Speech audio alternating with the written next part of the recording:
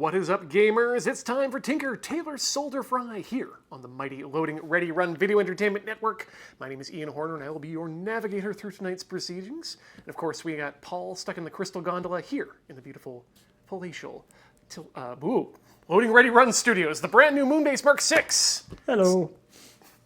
Still got that new Moonbase smell, which, if I recall, should be slightly cinnamony, or at least that's what the people on the space shuttle apparently said it to smell like a vacuum.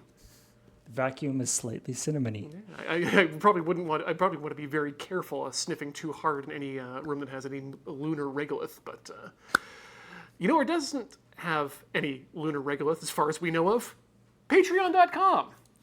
They're a company that you can go to and you can give them their money, specifically at /LoadingReadyRun, and then that money will come to us. If you've just tuning in and you're watching us live, go check things out. Patreon's been making some changes, and some payments have been denied, and just make sure everything's okay for you. But for all of you who are our patrons, thank you so much for your assistance here on the network. It really helps us do everything we do. And of course, you can go check out twitch.tv/LoadingReadyRun, become a member there, or on youtube.com/LoadingReadyRun. You can super thanks us. And of course, store.loadingreadyrun.com makes everybody happy because the money goes directly.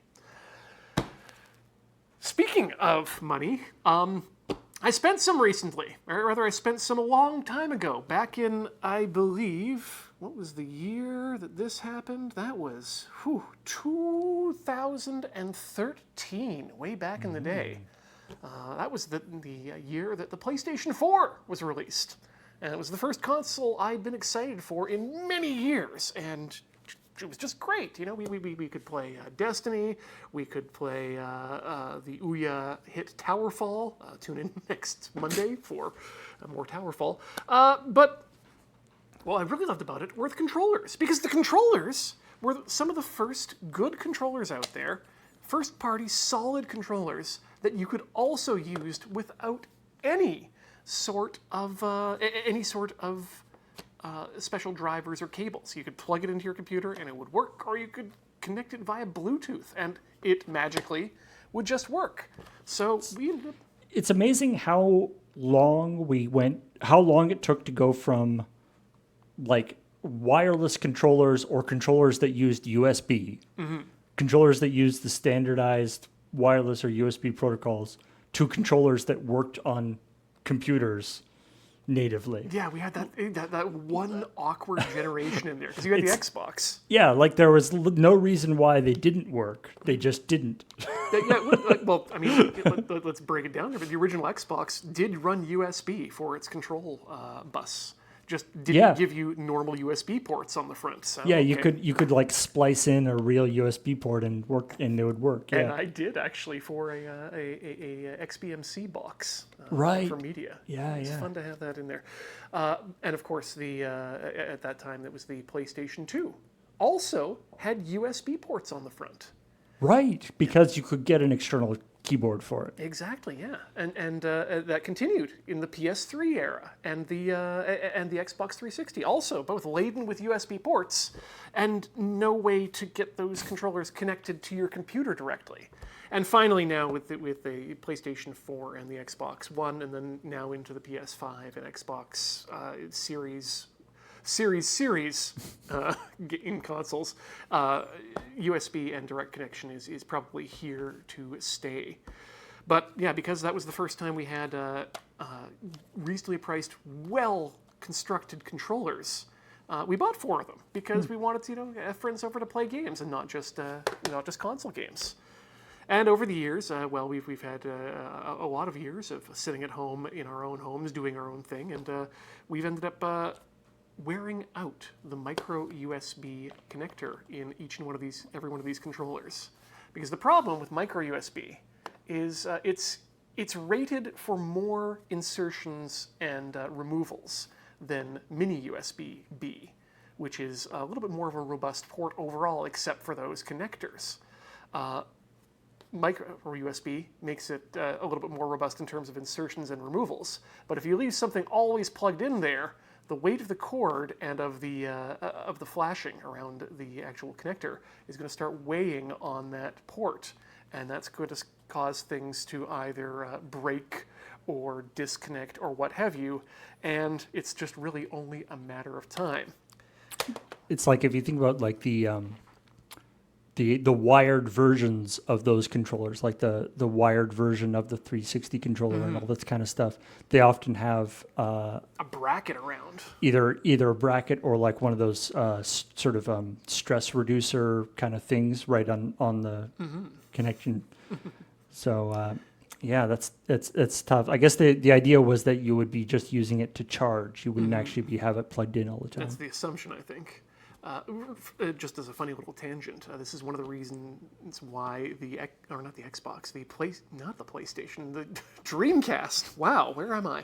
The Dreamcast controller is still one of my favorites. Is that despite being a permanently corded controller, it has its own double relief system built into it. The cable comes out at the bottom and has the standard stress relief, and then you're intended to snake it back up towards the top of the controller and just kind of shove it into this recessed area that holds the cable without holding it in a constant stress position. See, as somebody who didn't play that much Dreamcast, when I saw that, I was like, that's clearly they put it on wrong. And then they were like, what do we do? Okay, we'll put a little clip on the front and we'll bring it around, and that'll be how it's meant to be. Like, it's clearly coming out the wrong end of the controller. And I think when I think about but it was actually deliberately done like that as a stress relief thing. Yeah, and I think honestly, just thinking about the way I hold the controller generally, usually it's with a bit of an angle up because I'm leaning back. Right. So yeah. in that natural position, you wouldn't even need to use on the Dreamcast controller that clip at the top. You could just let it hang down and be, again, stress-free. Yeah, I mean, maybe it's the galaxy brain move. But yeah, so these controllers, great, except for that plug. So what do we do about it? We just go to we go to Sony, and Sony's not Microsoft, so we can't exactly go to Sony and request a new charging port. And what would we do anyway? It would just be a matter of time before these would fail again. Well, thankfully, someone thought of that, and that someone's name is Marius Heyer, and they produced these. These are a charging block for a PlayStation 4 controller that was designed and developed and produced by him. Its main difference, though, if you look at the front of there, is a USB-C port. Good and strong, and able to hold on to those heavy cords in a way that others may not be able to. So what we're going to do is we're going to open up a bunch of these controllers, and we're going to replace the charging board. The difference is that this would be just a drop-in solution, except that the USB-C port itself is just a hair thicker than the micro USB. So we're going to have to get in there with some files into these controllers, do some filing out of the way, and make some room for these things. But when we're done, it's just going to be a screw-in situation and easy to replace. That said, you may be thinking to yourself, but Ian, I didn't buy my PS4 at launch. I have controllers that were produced in 2016. The revision, the CUH-ZC2 controller. And if you're not like me and didn't use your body's acids and oils to remove the entire label, you could probably tell right about there what model of your controller is.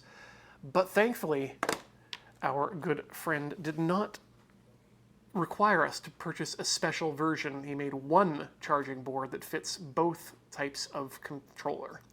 So that's...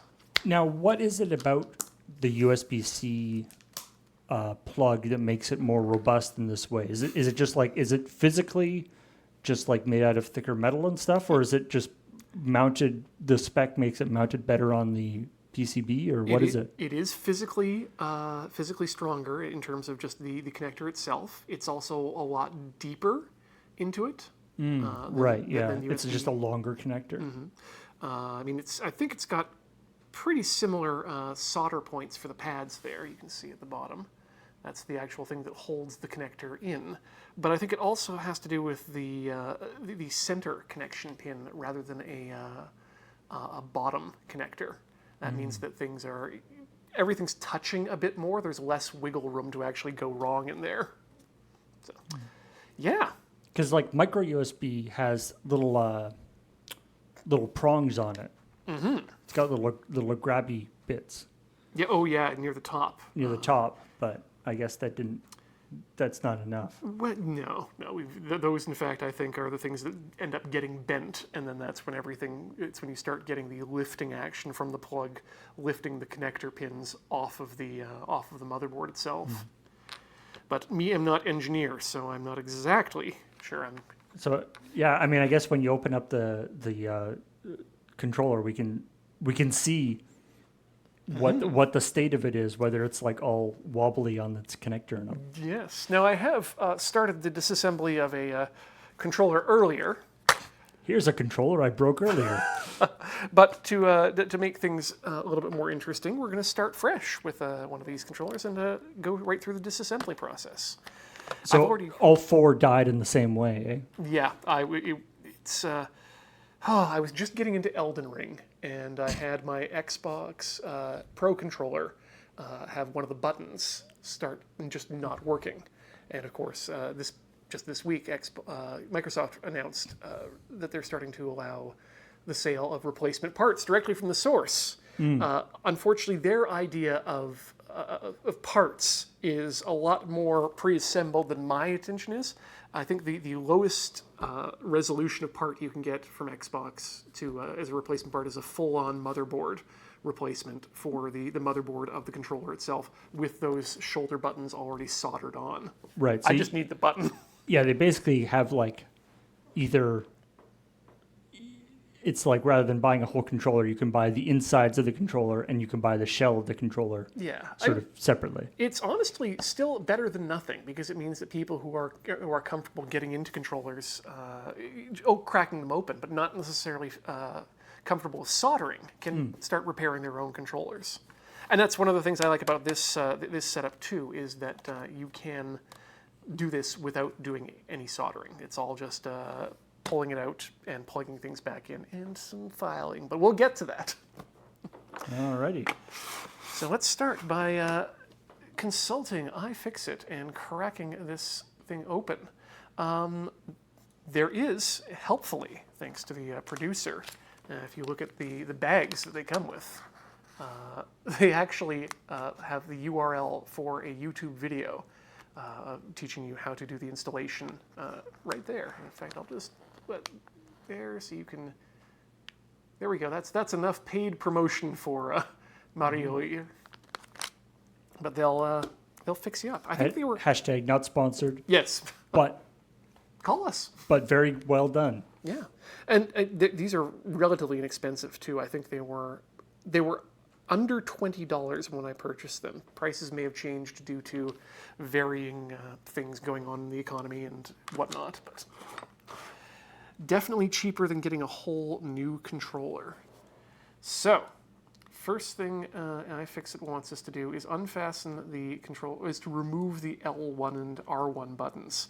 And for our purposes, we actually don't need to do that.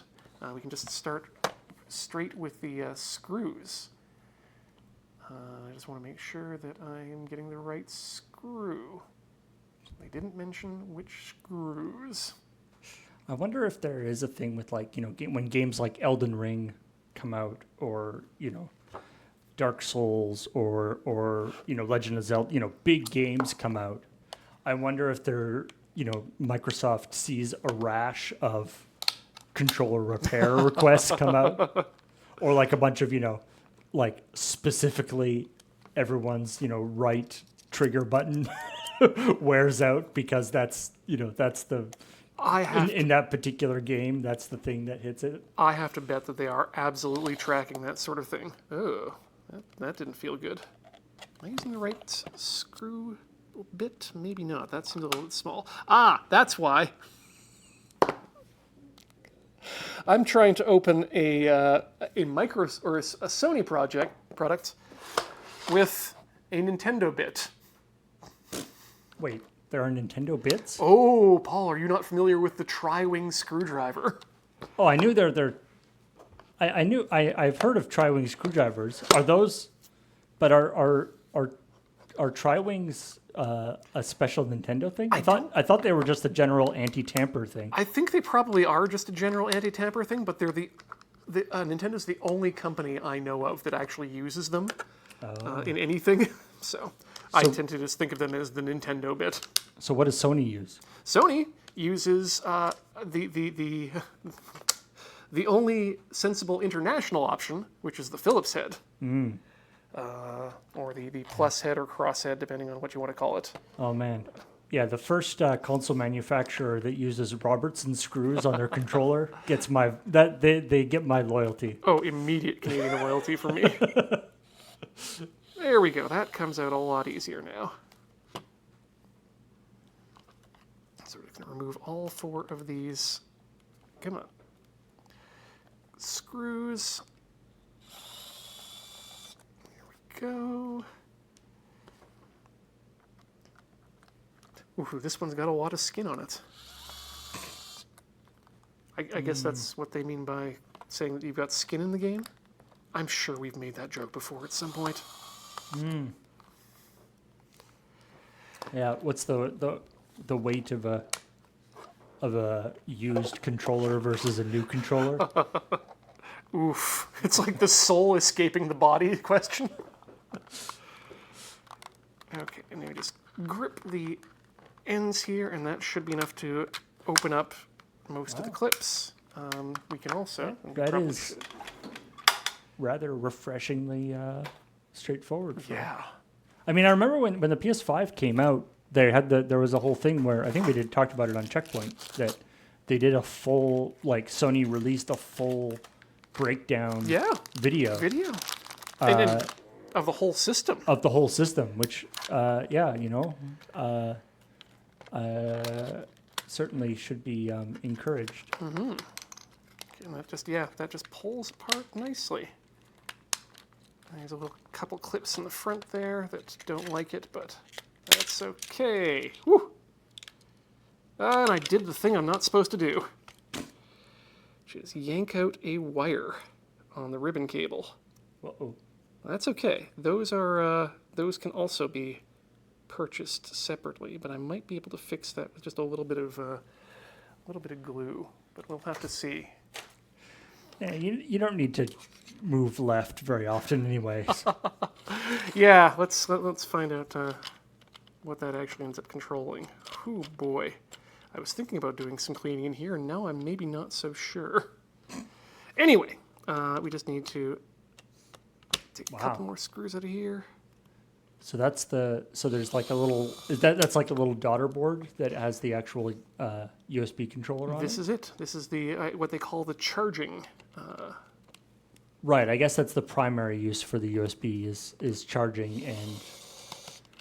Yeah, but it does appear to send all the USB cables sync through. Which it's actually kind of one of those interesting things that.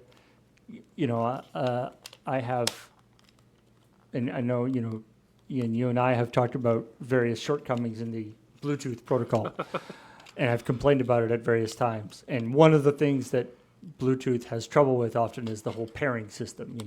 How many things? How many collective hours have you spent? Holding down a button on one thing and trying to get the lights to blink at the same rate and waiting until they connect and do all this stuff.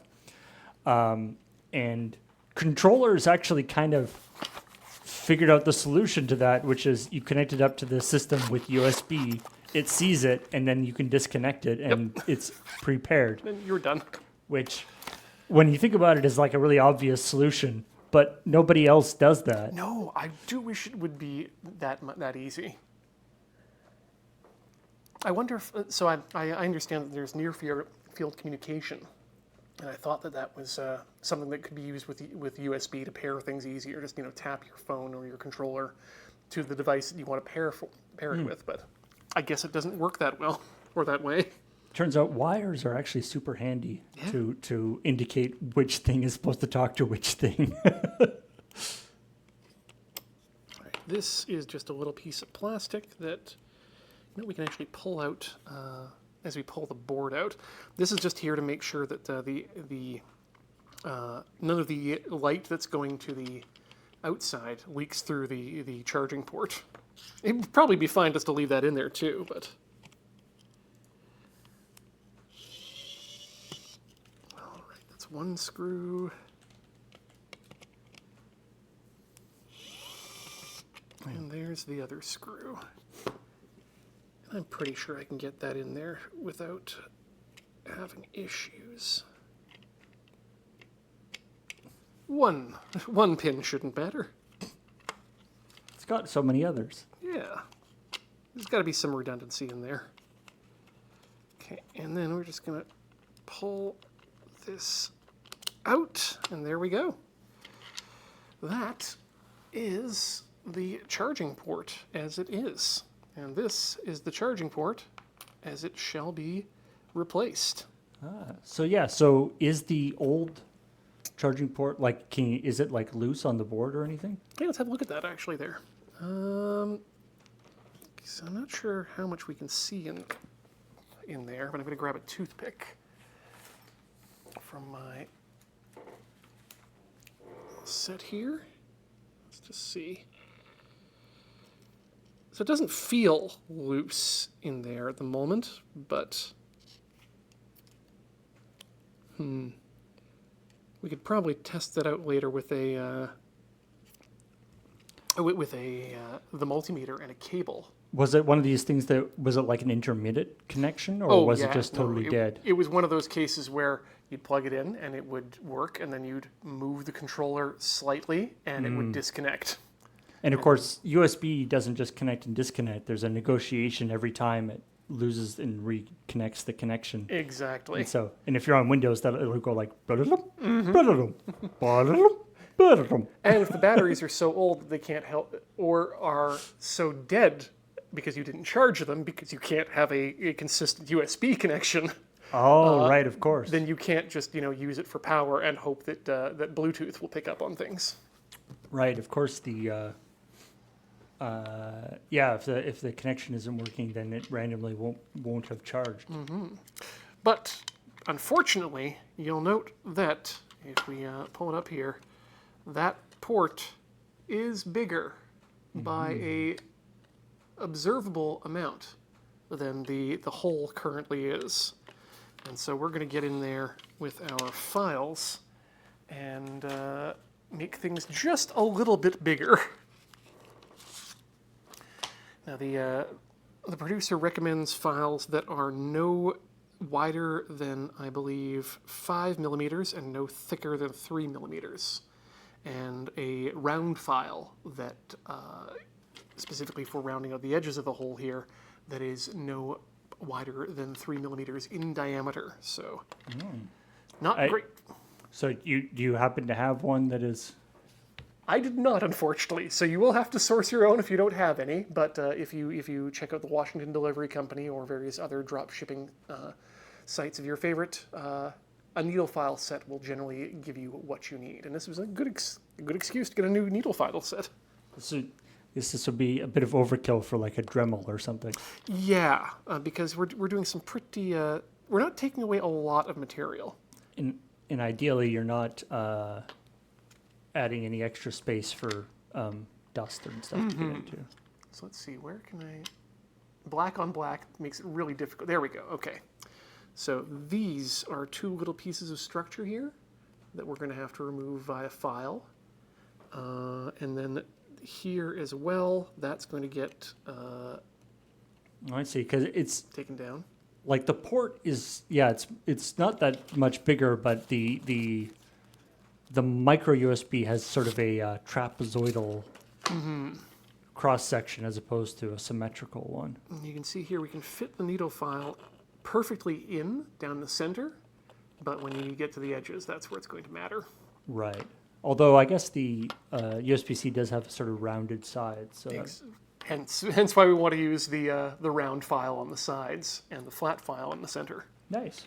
So yeah, this is my first time doing this, so here we go. That's what it's all about. Yep, let's try. That's why you got 4 controllers. Okay, so it's starting to take some material off. That's what files do, I guess.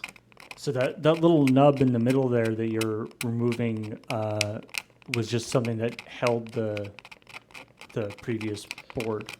Yeah, I think if we look at the board itself, yeah, that's just providing a little bit of push space and air space underneath. But it's not needed with the new board. Not at all. Or at least not according to the person who produced this mod. I mean, they would know, I would hope. Yeah, I would hope that they would also, if it requires fixing, have fixed it.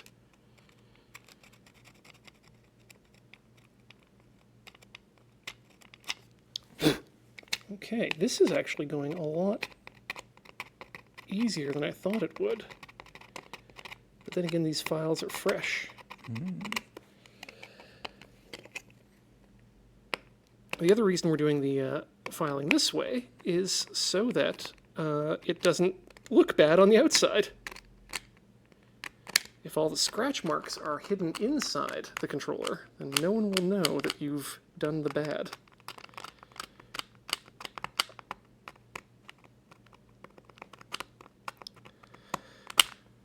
This is interesting because I've recently been doing some filing of resin for another project to get things into the right shape and smoothness. From your 3D printer. And it's interesting to feel the different properties of different plastics and how they react to filing. If I were to be doing anything like this to resin, we'd be getting Chip City.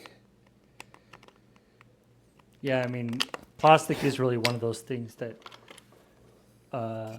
you can have almost the range of physical properties that it can have is almost, unlimited. It's in a lot of ways, yeah. The difference between two different types of plastic can be more than the difference between, a piece of wood and a piece of metal or something. Like, to even call it the same substance is Yeah.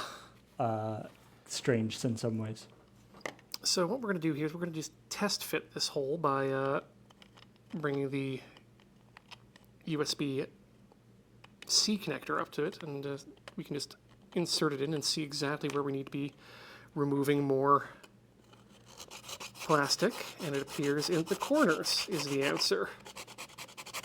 So let's do that. And test fit again. We're still not quite wide enough yet.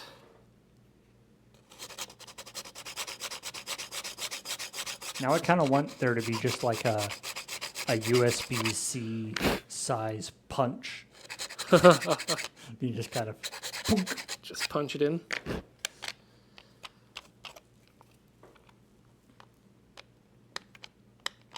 No, not quite. Need a bit more down on the edge here. It's true, as people in chat point out. I mean, steel and like aluminum and various other things are also highly variable substances that can be, everything from wrought iron to all sorts of fancy stuff. What kind of steel are we working with here? Ooh, I've dropped a spring. Don't do that. That would be for one of the shoulder buttons, Yes. probably. Because there's one over here, and this one is currently missing. In fact, I'm just going to take it off there so that we know where they are. Come on. Get off of there. All right, well, I'm going to leave that one on so that we know where it is. Okay, haven't been exactly the neatest with the corners on this, but I think it still looks pretty good. I should have brought some Q-tips with me to test this. Still needs more.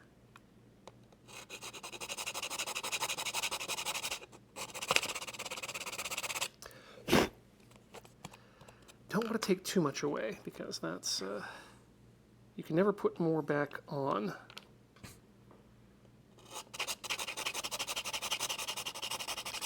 Unfortunately, there's also no way of counting the number of file strokes and saying, okay, exactly 32 strokes with the round file on the edge, 32 down the center with the other.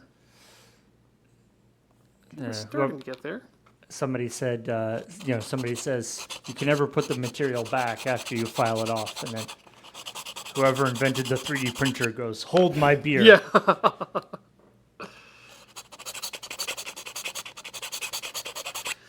And because they're into 3D printing, you absolutely know that they're drinking an IPA. Okay, we have fitment. Nice. Not sure if you can see. Yeah, you can see the silver there, just peeking through. Nice. Okay, that didn't take too long at all. As someone who's not required to fill a time slot, sometimes you get surprised at how easy some of these can be. Let's wait till the controller's back together before we start talking about how easy it is. Just about to say that, yeah. Like maybe we shouldn't make that statement right away. Ooh, good to know these are still here.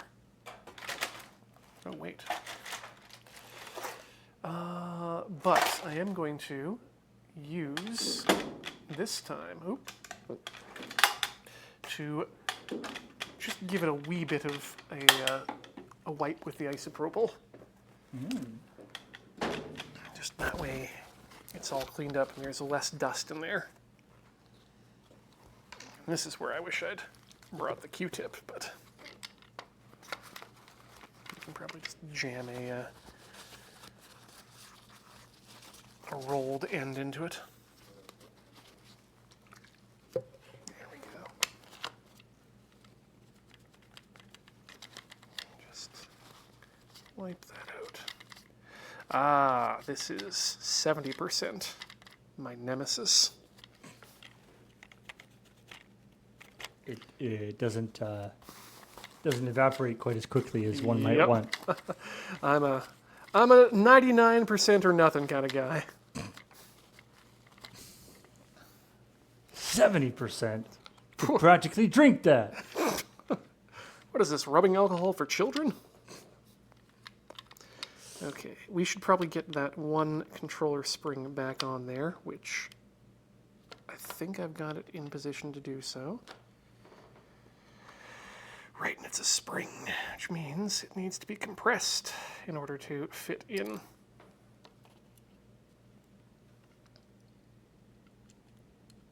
Oh, no, it doesn't. That's right. I'll just need to compress it when I'm putting it back together. Again, there we go. I can just sit there tight. Okay, so now we've got the adapter.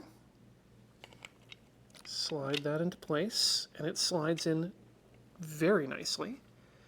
Still takes 2 screws, so let's just replace those. Oh, that hold it in place? Yep. There's even a couple of small guides here to make sure that it stays in the right place the entire time it's living there. Here. Magnetic screwdriver, for once not helping much. And there we are. That's in place. Boom. That's easy. And that looks like a standard. I mean, that almost looks built in. It does, yeah. There's like that little area like above it that almost looks like the original intention was a larger port in there. Let's just see what happens if we plug it. How easy that plugs in. What the?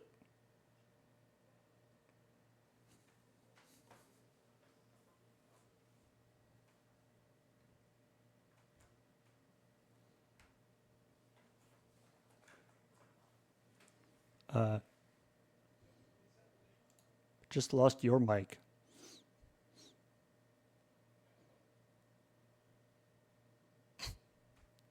I don't know why plugging in that USB cable made Ian's microphone turn off, but apparently it did. One sec. Somehow Ian's microphone was connected to the USB-C cable.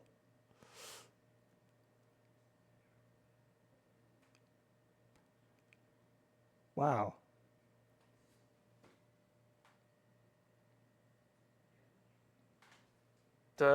It seriously ran out of batteries the moment you touched the USB cable to the. That was amazing. I mean, it was just perfect. I said welcome to the highlight reel and everything, but no one heard me, so it was just kind of pointless. What do with this?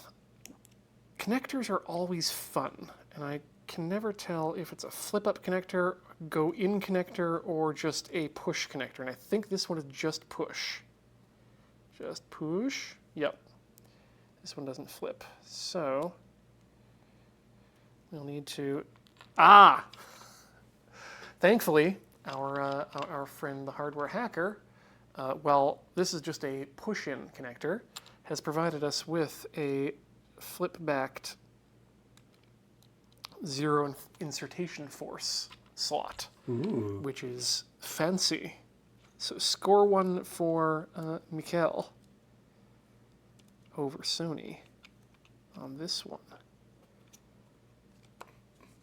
Boop. Huh. Oh, good. And then this one is going to plug into this side of the controller right in here. You can see the slot. Okay. Most definitely not a zero insertion force slot, but I like when processors switched over to a zero insertion force processor and a extremely high insertion force heatsink on top system? of Yep. on top of the processor. I kind of wish they balanced those two insertion forces a little bit. But so the second to last time I replaced my thermal film on the processor. oh yeah, Pulled out as you know, hard to push the cooler on. Big force. Also difficult to remove when that compound gets kind of sticky sometimes. And it was tight enough that I had pulled the processor out of its socket while still locked, attached to the cooler. oh that doesn't seem right. No, it's very not good. Thankfully, the processor's pins were all straight. I had been smart enough to pull straight up, but oof. Yeah, I remember now, and I think their heatsink mounting is a little better now. But I remember back in the day when it was, you would get the heatsink, and you like put there was like a clip thing that went over it, and so then you put two things, and then you get the accepted way that you were supposed to do it was get a flathead screwdriver, stick it in the bracket, And wiggle. and push. But you basically had to push down towards the motherboard with the flathead screwdriver. That's in like a little. It's in like just like a little bracket in the heatsink. You push down towards the motherboard with basically all your strength.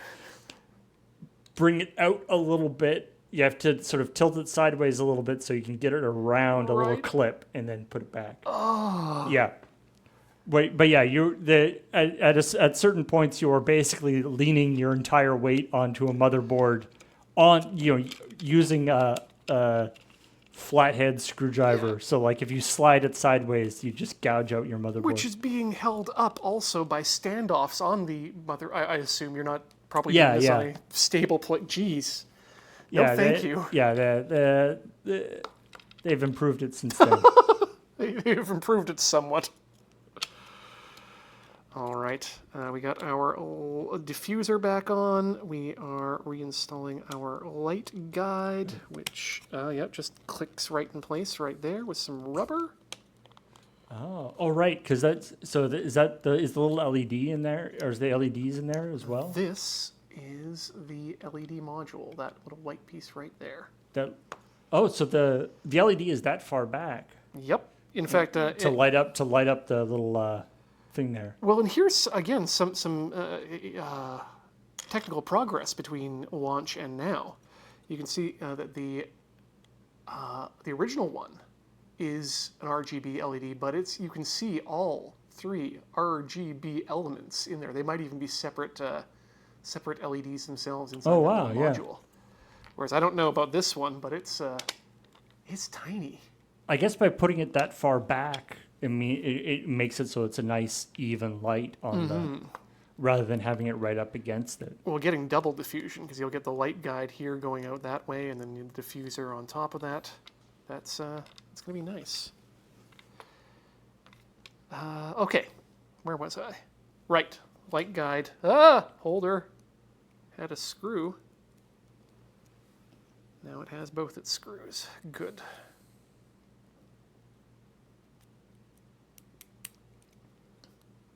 Fill in the rest of the owl in reverse. Or reassembly instructions from iFixit.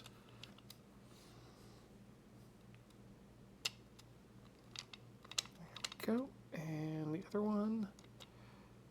I don't know what other people like to do when they're setting screws, but I sometimes, especially when I'm working with plastic, I like to go backwards until I can feel the thread click into the pre-existing thread in the plastic. And then... Yeah, with the little teeny screws, especially when the thread pitch is super fine, it's so easy to cross thread them. So easy to cross. And then if you're not careful, especially with an electric screwdriver, so easy to strip them too. Right. Yeah. That's why you're not using the electrical capabilities here. Yee. Battery. Yeah, I love how easy it is to take the batteries out of these things too. Surprised there's not even like a clip to mount the battery in. No, but they at least connect it via a connector rather than anything else. Right, rather than just being like glued in or something. And of course, really respect the hard plastic case on the lithium ions. Right, that's true. They avoid the spicy pillow. Well, the spicy pillow issue and the possibility of having it touch anything sharp and puncture the spicy pillow. Right, right. Which is the real problem. All right, let me make sure. There we go. That goes back on there. God, I've always wondered about the buttons in these things, and well, because the PS4 controller, I think the PS3 controller also had this, that all the buttons, including the face buttons, are analog. yes, And almost no game uses it. But technically, it can actually detect the amount of pressure you've put on even the circle, triangle, square buttons on the face. faceplate. Yeah. You know what? I hecked up part 2. Yeah, Metal Gear Solid 3 is the only game that I can think of that actually used it, but I love the idea. I always loved the idea of having analog controls everywhere in addition to digital. I mean, in the same way that it's got that big touchpad in the middle that almost no game uses. My favorites are when people use it as a pause button. So you just tap anywhere on it and it You know, pauses? where you just jam your thumb directly into it. Yeah, that's good. Oh, good, there it is. Hey, folks, when you are taking apart your PlayStation 4 controller, don't be like Daddy Ian and forget about the reset button. That just Ooh. falls the heck out. As it connects through, I believe you push it through this hole on the back side here. Oh, that's the like the Bluetooth reset button. Yeah, well, it's the one that's, the little hole there. That connects to your motherboard right next to where it says reset right up there. Ah. So we're going to put that in there. It's a keyed rubber button, so it's kind of weird. But okay, that's in there. Now let's attempt to reattach this ribboned cable with the bad pin. Really? Tonight Dev said the PS5 dropped the analog Really? face button. That's interesting. I mean, like I said, no games used, or very few games used it, so I can understand that, but that's interesting that they actually... Yeah, I'm a little surprised, to be honest, but because it was such a cool technology. Oh boy. We don't have any super glue here, do we? I mean, if we did, it's going to be in this. Yeah, I think you'd Cabinet probably here. have it there if we did have it. Spray adhesive might work, actually. That's actually true. The other place it might be is in various modeling kits that people I have. think that that Alex brings his in as well as I do on a individual basis. Oh, actually, yeah. Let's just use some. No, that's ABS rubbing. That's ABS cement. That won't help us at all. Yeah, because all I need is just a bit of sticky to put on a toothpick. We got lots of gaff tape. Gaff tape, my favorite of the insulative tapes for electronics. Okay, but I now understand why he's so adamant that you be careful about it, this particular cable area. Okay, let's just get some on the end of the stick here. And where's my thing? Let's just stick that underneath the wire, and then we'll just lay it down. So the issue is that that cable was not supposed to come out. Just the cable is supposed to come out, but the pin on the ribbon has separated from the ribbon, Oh, I see. and so I'm attempting to, To join them back together.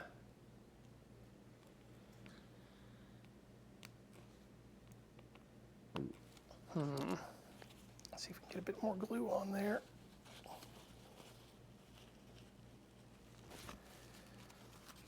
Or actually, why don't I just wipe it with the glue?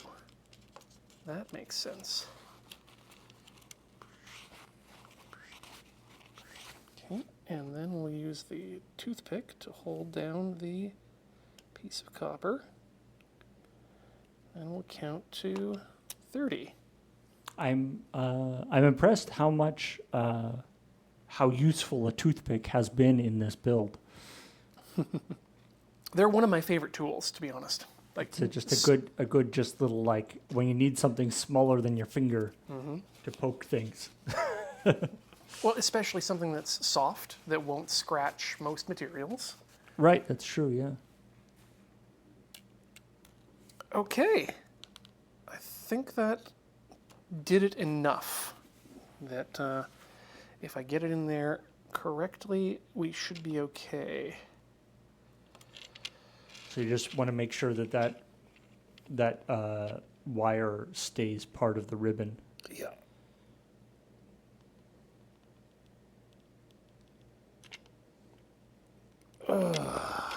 that didn't do it.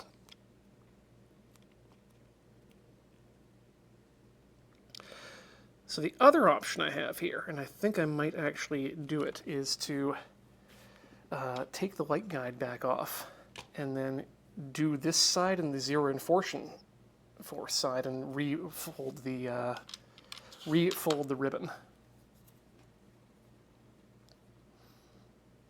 Just basically turn it around, because if I put this side in zero insertion force, wow, that won't bend the pin. Whereas Right. if I'm trying to push it into a slot, that's absolutely going to bend the pin. So I do kind of like enforcing. zero enforcement. That's my it's my own personal enforcement policy. Okay, there we go. Come on out.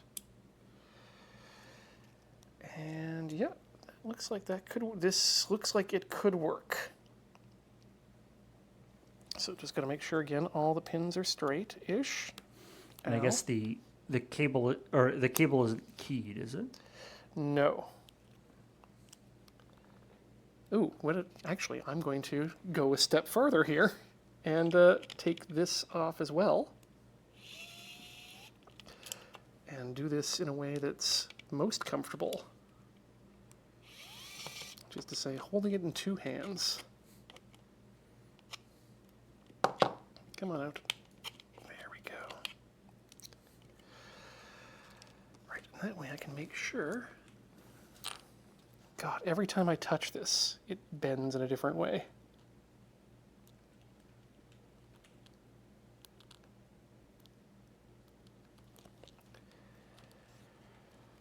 This is all probably me hoping against hope, but...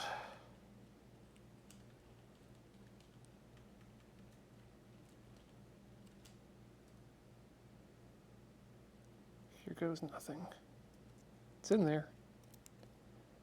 Actually, no, I'm not going. I was going to say I can test this with my multimeter, but oh, what the hell? That way we know, rather than trying to button it back up and having it not work on me, and then have to undo it all again in the future. All right, continuity mode. Let's be very careful with the ribbons. Okay, so it's going to be one of these far ribbons here, and then we'll test it off of the pin on the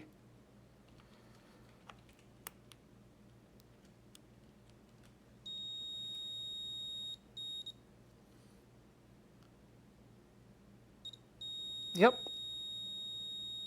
And it's only the one pin. We're good. Woo! Yay! Okay, now it's all about getting that other side into here. Don't do it until you've got it back in the controller, Ian. Okay, back in we go. Probably could have removed a bit more material actually from there too, now that I look at it, but it seems to be working out fine anyway. Yep, flat as a feather, that's what they want. Flat as a feather, light as a board. Okay, screw that one back down lightly because I've already stripped the plastic on that side. Which is why I was able to speak with such confidence earlier about the stripping of plastic.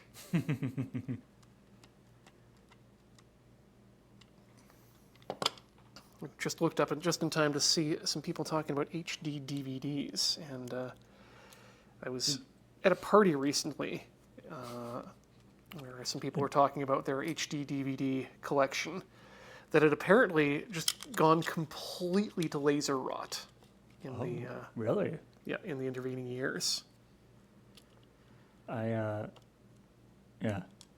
believe the discussion started at Sony building things, and then it went to Betamax, and then we started talking about other formats that did not succeed. As I mentioned in the chat, as somebody who has dabbled a little bit with, well, I've done a fair amount of work on making DVDs and programming DVDs, and I've done a little bit on making Blu-rays and programming Blu-rays. When I found out that HD DVD's menuing system was HTML and you could program it with JavaScript, I was like, We could have had this. we could have had this? We threw this away? Why? And then, of course, the discs, the disc format itself, so much nicer, the Blu-ray. But, God, yeah, I do wish we could have had easily programmable discs. Did I do that right? I did not do that right. I'm not reassembling in the correct direction. As, and you know, as folks who were waiting for DVDs from us might recall from various things, Blu-ray authoring, the current state of Blu-ray authoring is the worst. Yeah. It is completely broken as a system, and that's just where we are. God. And everyone seems to be okay with it because we're all just like, you know what? Just don't make me buy another disc again. We'll just deal with it for another couple of years, and then everything will be streaming, and who cares? Well, that's the thing. That seems to be where everyone's at, where they're just like, there's no point in making Blu-ray better because it's going to get replaced pretty soon. Well, that's the thing that just occurred to me now that we have moved significantly over to streaming. Wouldn't it have been nice if all of the technology and shared knowledge about how to build HD DVD menuing systems and extras and navigation were somehow able to be repurposed in another area that's heavy in HTML and CSS, like, say, streaming services? No. Like, wouldn't it be nice to be able to go to Netflix and say, yeah, I'm going to watch Meet the Robinsons, but instead of just, clicking the button and getting immediately taken to the movie, you're inserted into a menuing system for that movie that gives you access to all the special features, etc. Yeah, it's weird how, that just kind of, like, we had about 10 years where there was a billion special features on every disc, and everyone really liked that. And then we switched over to streaming, and everyone's like, eh. Like, I understand that. It's like there's lots of capabilities for doing that on streaming, but nobody seems to be interested in implementing it. Apparently, if you buy movies on the iTunes store, you get access to some sort of special features like that as well. But even then, it's not discoverable. It's not easily accessible. And it's like, every once in a while, there's little things. There'll be little documentaries or something that'll be kind of somehow part of it. But it's always seems like kind of a weird, like it's not assumed like it was with the DVD. Yeah, that you'd at least get like a director's commentary or something to go along with it. I honestly don't know the last time I've listened to a commentary on a film, mainly because of that reason. Wow, that went together nice and easy. Oh wait, no, that's. Are all the springs in place? The front clips are not clipped. There we go. No, springs are not in place either. I can tell that because that's a mushy trigger.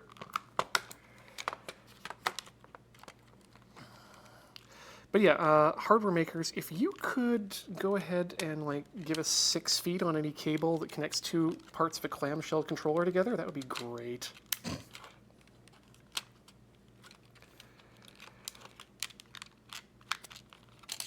Well, there's the reset button.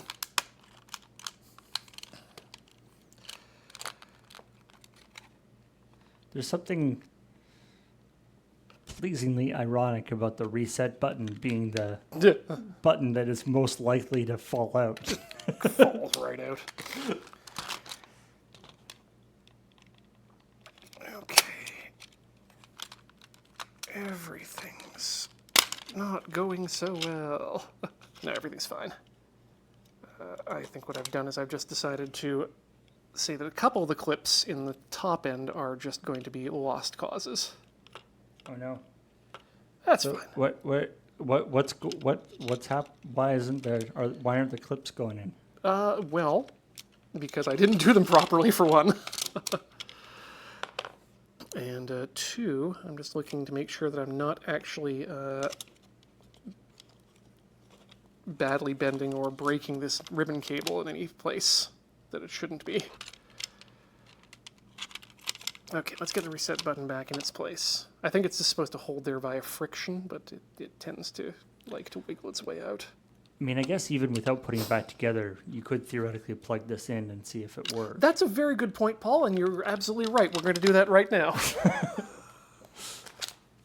Let's find out if this is working, and then we can go from there. So let's plug it. Well, let's just see what happens when we plug it in.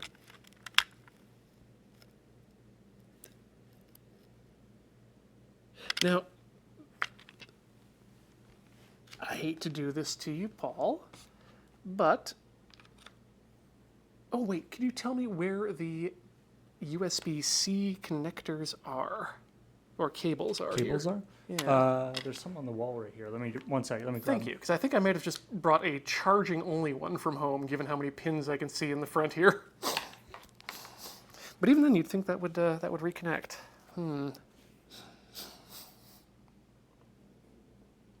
Let's hope. Let's hope that I have not completely hooped this particular controller.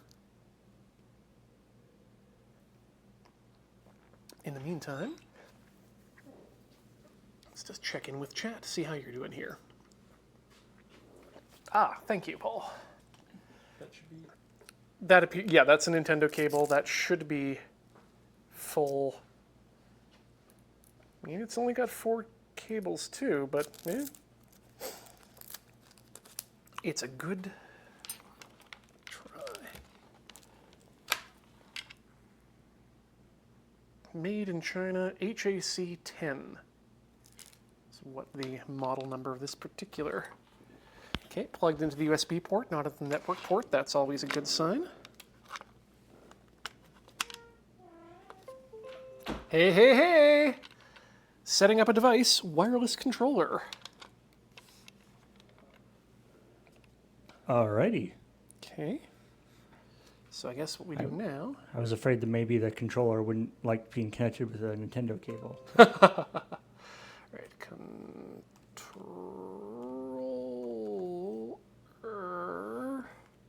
Set up USB and controllers. Let's flip this around here. We got wireless controller on the thing here. And it looks like, what do we got here? Don't drop all the things. Up, down, left, right. Didn't like that.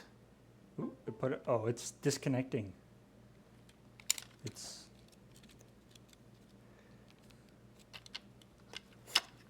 What's it not liking about that?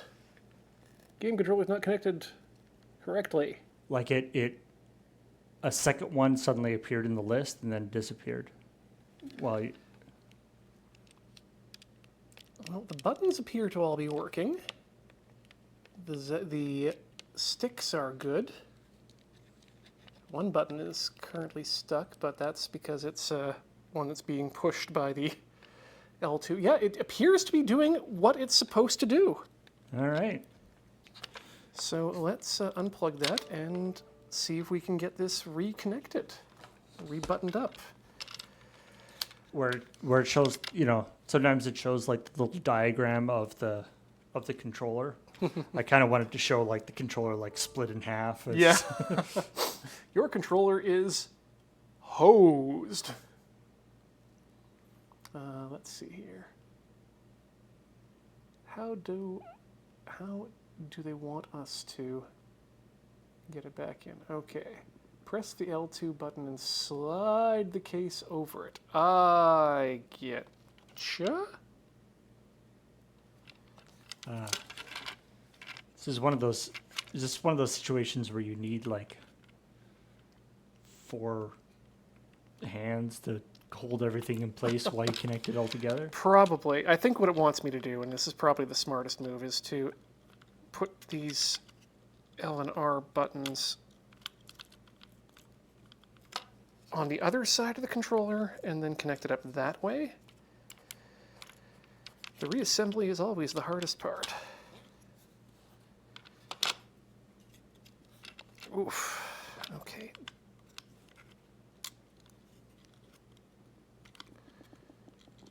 Slide it up over the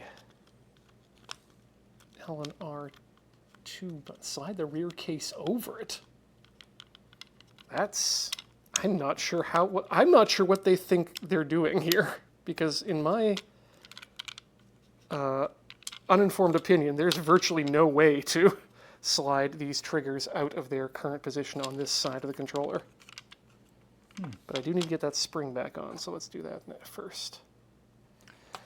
Rather than the ribbon cable, it would be great if the top and bottom part of the controller, like if there was just like a plug on the top part and a socket on the bottom part that just, as when the controller gets fitted together, those lock into each other. My dream would not even... Like a pogo plug or yeah, something? that was just what I wanted. Not even a locking pin mechanism, just a pogo plug to touch other pads on the other side. I mean, all the plastic pins of the actual controller would keep it locked in place.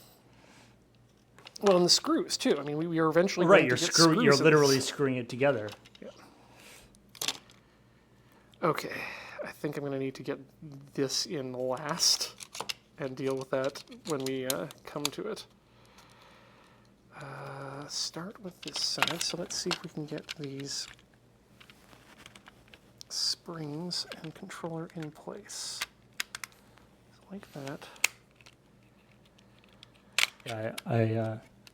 Yeah, for the question in the chat, I think Ian's just got caps on his sticks on the controller. Yes. They aren't full replacements. No. I believe another, at least I know here in the office that we lost a couple of sticks to Dark Souls back in the day. Yes. I think these ones might have been done in by Destiny, TVH. It's getting the springs in the correct position. Nope. Oh, wait, maybe.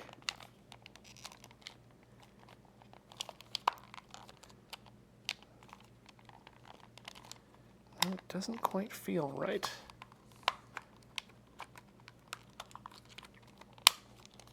That top end just... Okay, there's one. Maybe I just need to push until it clicks.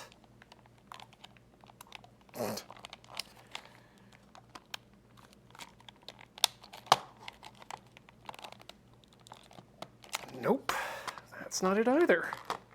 Huh.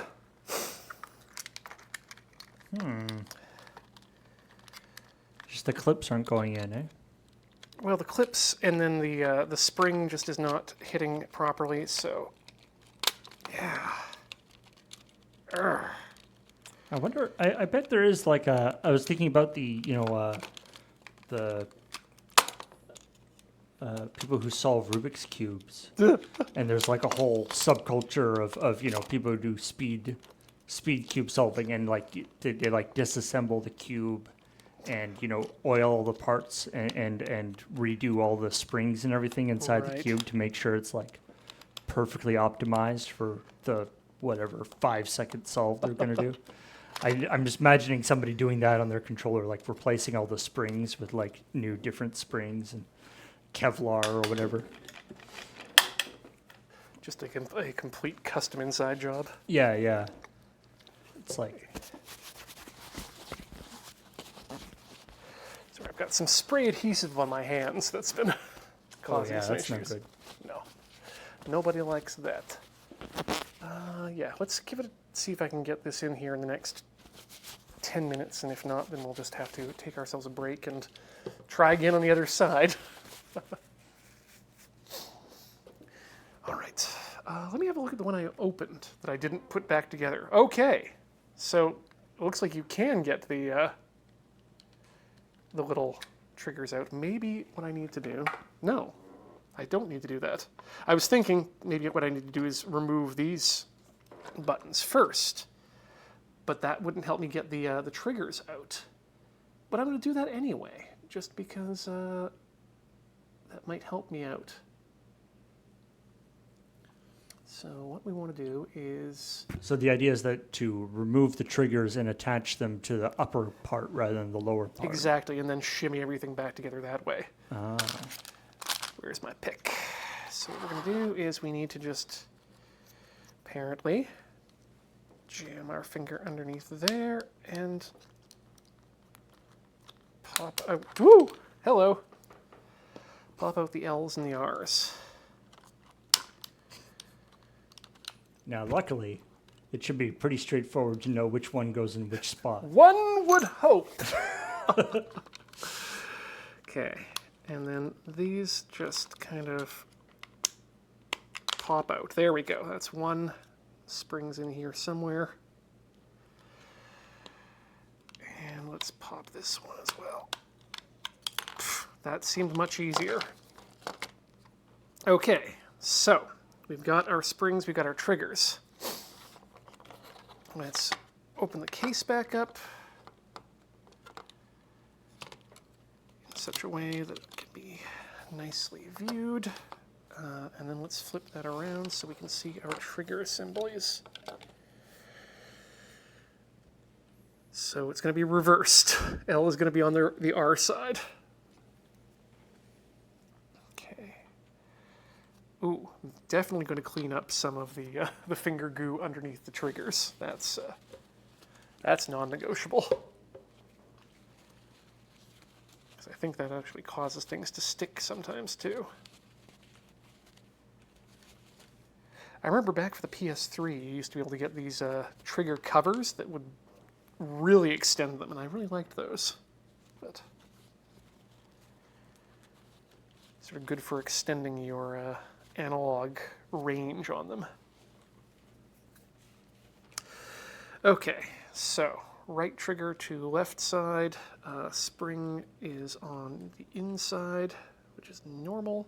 Aha! And I can see the spring guide now here, and I'm not sure if you can maybe see it from above, but this channel right here, there's a channel in this clip which the spring will go into. Ah, I see. And that's how you know that you've got it in the right spot. So let's just gently place the spring into the correct position and on the inside of the trigger. We're going to just push it down until it clicks into place, and Bob is your uncle. That's a trigger. How do you know my uncle? Actually, would you believe that I did, in fact, in fact, have an Uncle Bob? Bob is your uncle. He absolutely is. And where did that spring go?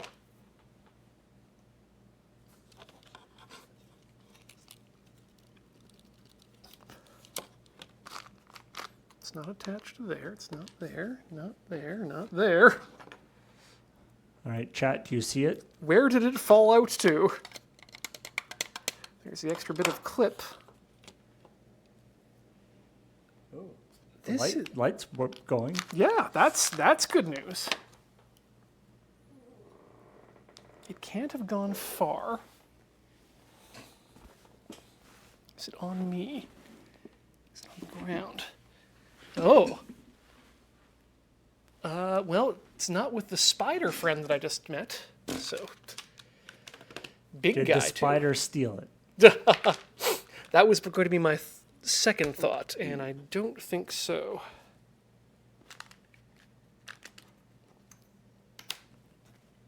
Well, good job, me. So take another look down here. Do usual thing. The laptop keyboard? Somewhere in there. Nope. I'm just going to start removing things from the desk until I... Aha! There we are. Whew! It was in with the screwdriver. Having a party. Okay. So teeny weeny. Yeah. But they do a decent job at the engineering with it. Having the spring channel makes this a lot easier, to be honest, than it would be without. It is one of those, amazing, subtle bits of engineering. Like, you can imagine in the development process, they had, probably a dozen or dozens of different springs, all with different amounts of tension and different characteristics as they were testing. That's like, what is going to give, the user the most, whatever, joy. What is going to give them that feel that they need. Feel that rush. Okay, I think... Because, it is if you get, a Mad Catz controller or some third-party controller, you'll sit there and you'll hit the button and it's like, it's weird and mushy. It's an amazingly subtle thing that, feel. Oh, material definitely matters. It was something I was the most worried about when I was fixing my Xbox controller. Was the question of, oh god, how is this going to actually end up feeling? And we've done it again. Is it going to be clicky enough? Is it going to be a mushy button? How do I fix the mushy button if it is mushy? And turns out, no, they were just good micro switches. Though I did have to remove a pre-installed Microsoft official shim inside to get it to... Well, did it have the Microsoft logo on it? No. Yeah, but it was there when I opened the controller up. So, but just a little piece of white plastic that was used to shim the whole thing, the button up to the trigger bumper itself. Why hasn't somebody made a controller that for the four face buttons on the right hand side has just full on cherry switch keyboard caps? You laugh, and this is where Ian comes in and says, "But actually, that is something that does exist in the form of arcade controllers." Oh, Sanwa is not the only manufacturer of micro switches for arcades. The other manufacturer is Cherry. So the buttons on the arcade are made are special switches? Not even sometimes special. Sometimes if you can, there are certain arcade configurations that just use the standard Cherry keyboard micro switches adapted in such a way that they with just a different fit mount buttons and on joysticks. Yeah. Wow. Yeah, it's just parts, man. Come on. Speaking of parts, please come together right now. For me? Yeah. Okay. I can tell already this is not good. Back out again. Snap the trigger in all the way this time. Check to make sure that they're working without issue. That one feels a bit odd. I feel like there's a stall at a market in Shenzhen, China, where there's people, you can bring your controller and they'll do this kind of the swap in 5 Oh minutes. God, yeah, the guy who And there'll be some guy who's just got magical fingers for just knows exactly how to move these he's things. done this 18 times a day for the last 3 years. Yeah. I am not that person. But, as I've always said, this is a let's try program, not a how-to. It's true. Well, and the other thing is, like, what I find, I think what can be very valuable here is that a lot of like you're talking about, there's a YouTube video that's like how to do this kind of stuff. But often these YouTube videos, they'll do the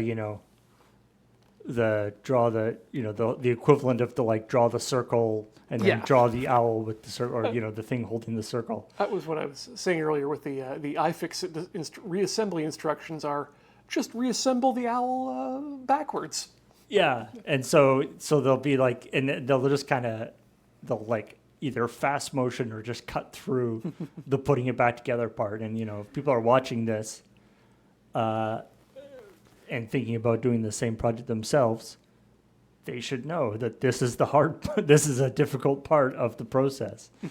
But I'm learning actually here too about some other interesting things in the controller that I wasn't aware of. Like, say, if your triggers are mushy, you might want to check this little membrane thing here and see if it's attached to the post that it's supposed to be attached to right there.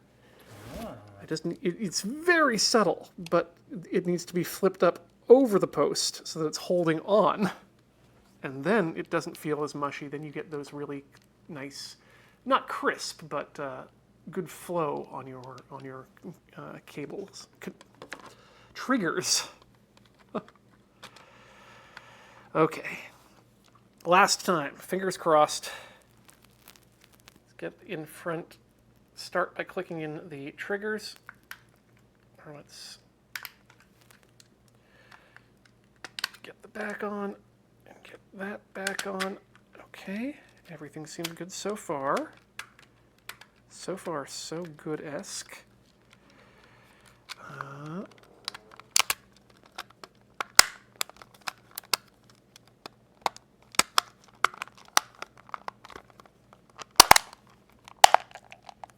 Hey, I think we're here.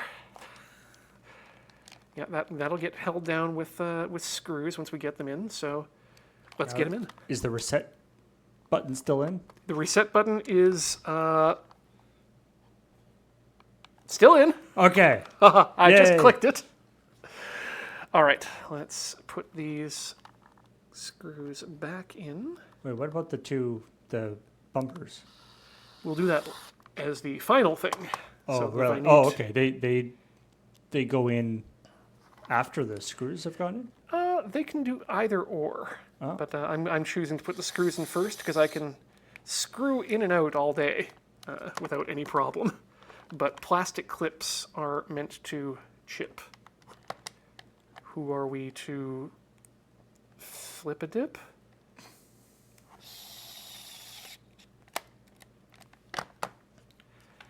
This way, if we do need to reassemble it for whatever reason, disassemble it for whatever reason, we don't have to go through the triggers again. There we go. Ooh, that feels good and solid. Where's Nintendo? Nintendo, come back to me. One more time, let's double check. Sounds good. It loves it. Let's plug our sticks back in. Get our buttons, rather.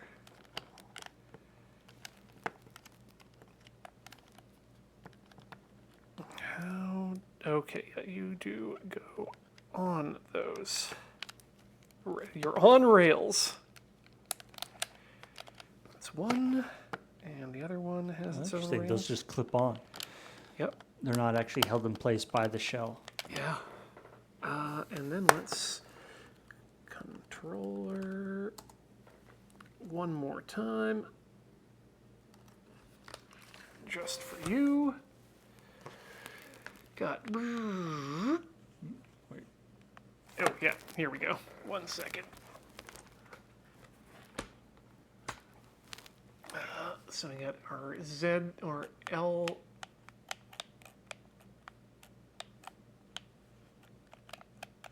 buttons. Why isn't that one buttoning? Triggers. There we go.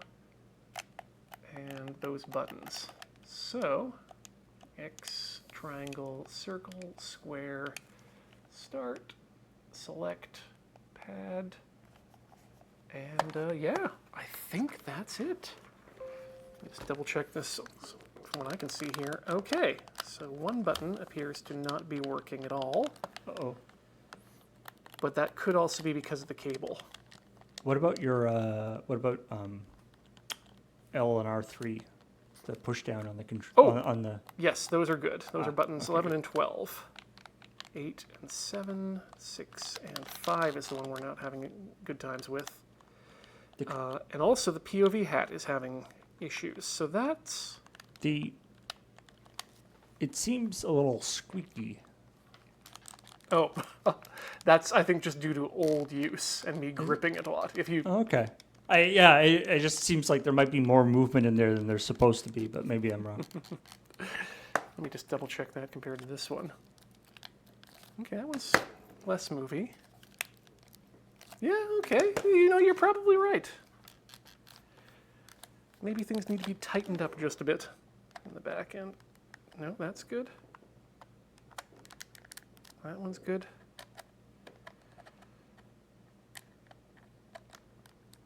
That one and that one are good. Yep, still just a bit squeaky though. I'd take that though. But you're Yeah. saying that the D-pad is not... The D-pad's having issues, and the like I said, that the L1 is also not responding, which leads me to believe that there probably is an issue with that. Oh, that might be on that ribbon cable. Yeah. Oh, actually, you know what? There's a way to check that, because I don't think the Bluetooth goes through the USB port. So if we can pair it via Bluetooth and see what it says, that might reveal some more information. Oh, interesting. That there's... Theoretically, there's two, like, the Bluetooth doesn't go through that daughter board at all. Yeah. These would be a lot more expensive if they had Bluetooth on them. So there's two completely separate things that are reading the signal. Yeah, essentially two different controllers in one. Okay, wireless controller connecting. Like honestly, if it works wirelessly, that's good enough for me. But controller. Okay, wireless controller is being set up. Needs to be set up. Or still being set up. Wireless controller is set up and ready to go. Okay. Here's the big question. Nothing. That's interesting. Maybe I was too quick on the draw. The Bluetooth isn't connecting at all? It's connecting, but it's not showing any button presses, which is, and as I said, interesting there. Yeah, it's the control panel is not showing any response. Oh, you know why? Because I bet this doesn't actually have any power in it currently. Oh. Yep, there we go. Powered, dead. Oh. If you plug in that cable and just use it for power. That's a good point. Is this other one that I said was just a power cable still just a power cable? Okay.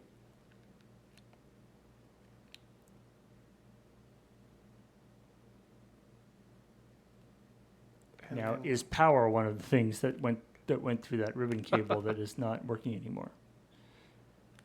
No? Okay. Oh. Yeah, no, we're just having some power time. Well, you know what? Here's a good idea. I am going to let this controller potentially charge over the course of the next few minutes while we take ourselves a short break. So yeah, get up, stretch your legs, swap your fluids, charge your controllers, And we'll be back with more Tinker Tailor Solder Fry in just a few minutes. Don't go all the way away.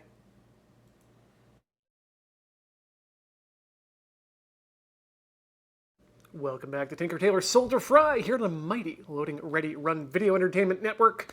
My name is Ian Horner, and today we are taking out the bad micro USB charging solution that Sony has provided in their PlayStation 4 controllers and replacing it with a, not my homebrew, but a homebrewed USB-C solution.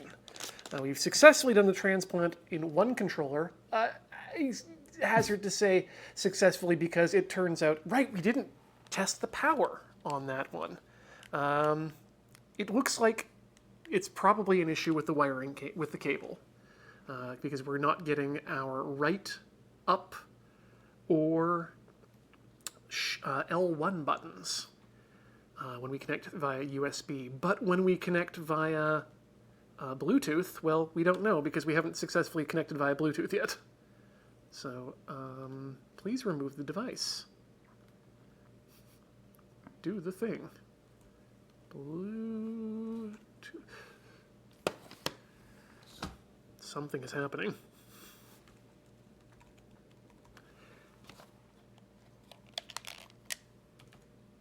You know what? I think it might be working via Bluetooth. And just the one of the buttons is stuck. So yeah, we're gonna have to go back and troubleshoot this one in the future, probably off screen, which is why I'm gonna wrap it in the red cable to let me know this one needs work. All right. In the meantime, let's finish this one I took apart earlier, which is So now this one you opened up, but as far as you know, it's fine. Like, why did you stop when you were opening this one up? because the reason I didn't go any farther in this one is because I didn't actually have the needle files necessary to do the filing of the little port down there. Ah, okay. I thought I'd get myself some more. And then by that time, it was like, oh, well, I need to come up with something for Tinker Tailor Solder Fry. I know! Projects I already want to do! And so we did. So this one, as I said, has been taken apart earlier. The triggers are where they need to be. The ribbon cable has been disconnected.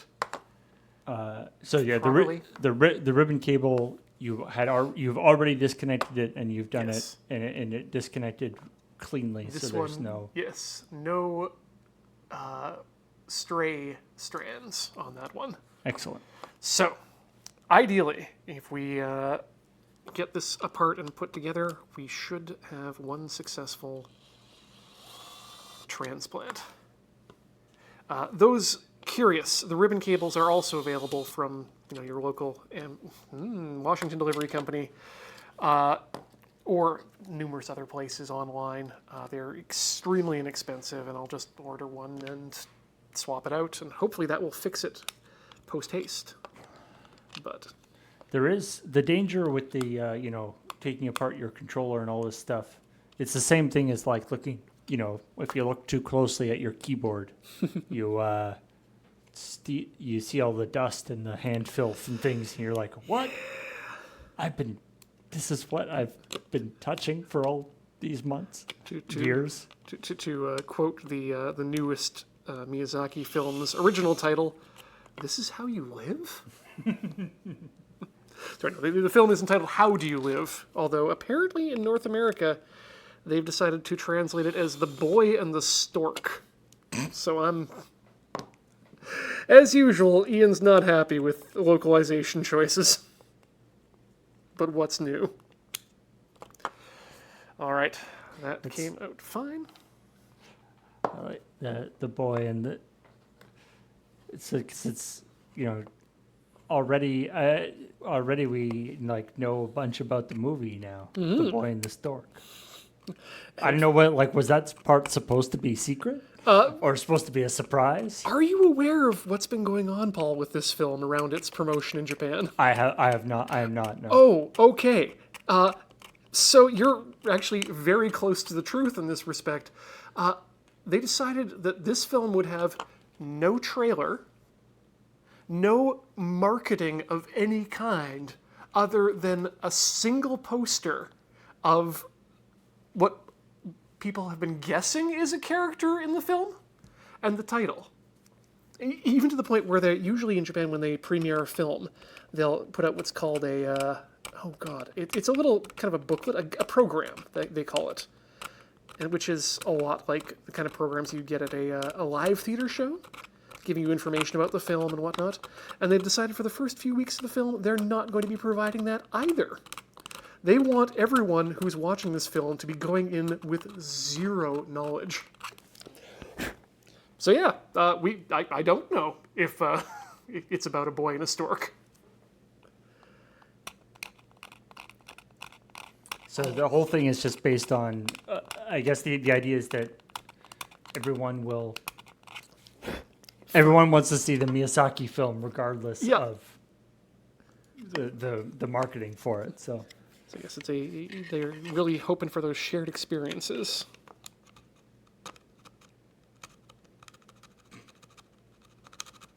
Okay, just grinding down interior structure here because that's the first step in making room for your new USB-C life. as my favorite localization thing is my brother lived in Italy for a while, and he told me about Italians apparently feel very strongly that movie names should be clear about what the movie is. They don't like ambiguity in movie names. Oh, I love that. And so you end up with some great, very explicit Eternal Sunshine of the Spotless Mind translates to, if you leave me, I delete you. Love it already. Which I like that one. Ferris Bueller's Day Off is Crazy Days of Vacation, which is pretty good, I think. Yeah. That tells me what's going to happen. Risky Business is When the Old People Are Away, the Sons Dance. That did happen once in the film, so can't fault them for that. Home Alone is Mama, I Missed the Plane, which is an important plot point in the movie, I guess. Kind of sets up the whole thing. Anyway. It's like a lot of... I know that a lot of Polish posters also sort of get the enhanced title treatment, I guess you could say.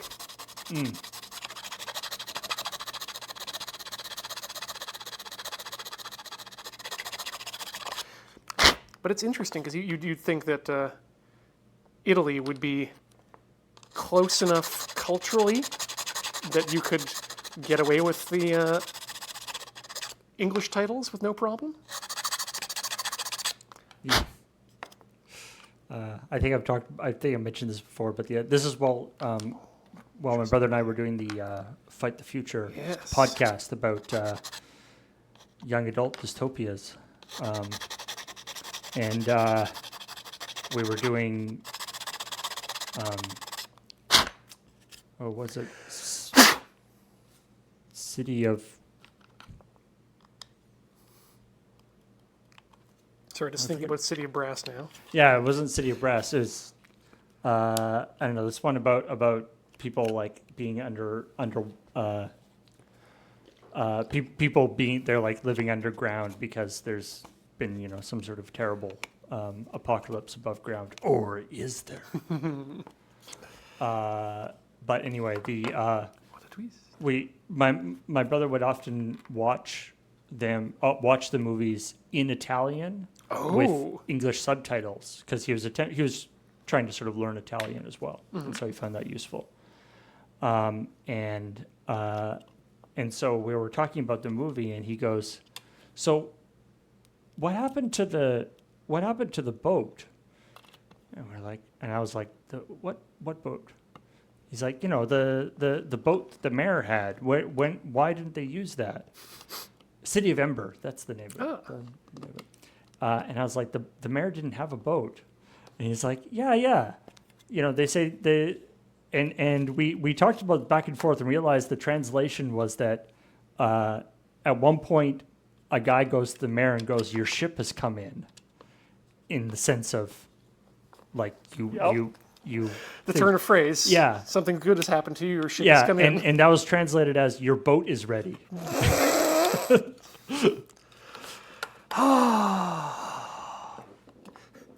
Wait, which side was that on? Was that in the Italian side? The Italian the Italian side and the subtitles.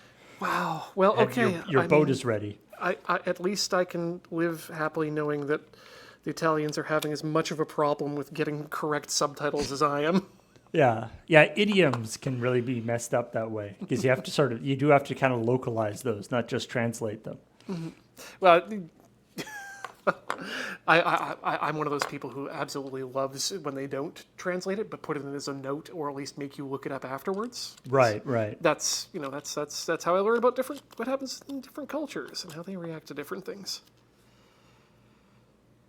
But yeah, your boat is ready is very. Well, and like traveling down a river in a boat is like a huge plot point in the movie too. So like, could have made sense that the mayor had a special boat, but it didn't. Like Star Trek: The Next Generation. But yeah, my technique tends to be watching it. I often, like on Netflix, I'll watch the dub and the subtitle at the same time. Like I'll watch the dub with English subtitles, and with the idea being that betwixt the two of them, I'll get the best interpretation of what people are actually saying. And how often do you find that these subtitles just always match whatever the English people are saying? Anyway. Not very. Usually they're very different. Oh, good. That's usually they're quite different. That is often not my experience. But I don't know, maybe I need to get better sources. This is just like Netflix or whatever, but yeah. Yeah, you go, oh, okay, I get what they were going for there. Yes. I've received the gist. Keep forgetting I can do these slowly so as not to strip things.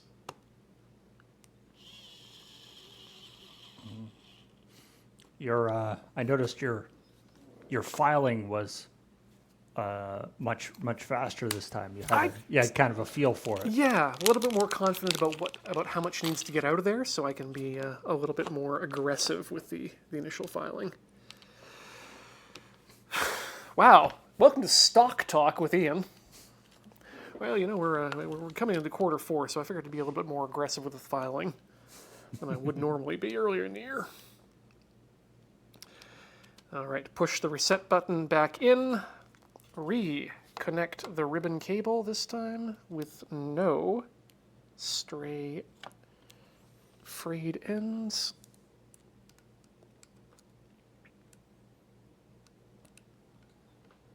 Yep, but yeah, agreed. Pogo pins for everything forever, please. All right, I think at this point I just need to slide those triggers up through the controller box here.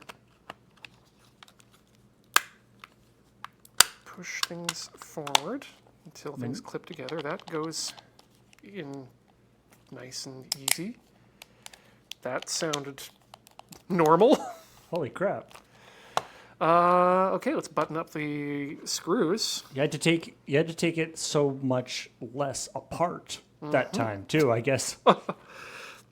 Yeah, everything just went together. I am amazed. I think the next one I'm going to be a little bit more circumspect about how I disassemble the controller. So if taking a couple extra seconds just to release some clips makes it that much easier to reassemble the thing. Worth the time. Okay. Ah.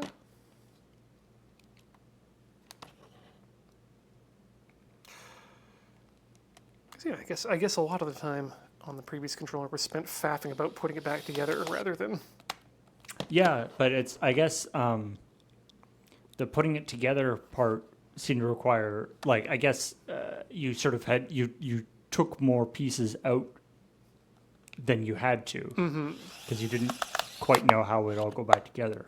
But obviously, but now that you've actually done it once, you go, oh, I don't need to actually remove that. Now that I've done both the methods too, I can say yes, the iFixit method is my preferred method for controller disassembly because it doesn't result in any broken things so far. Okay, buttons are back in. Let's see. Actually, does this one have enough battery power to it? This has 0. Ooh, no, flashy. Come on.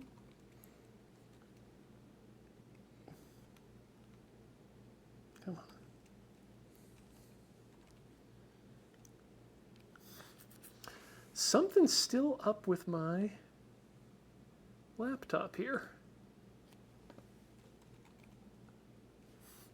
Is this controller still on? I don't think so.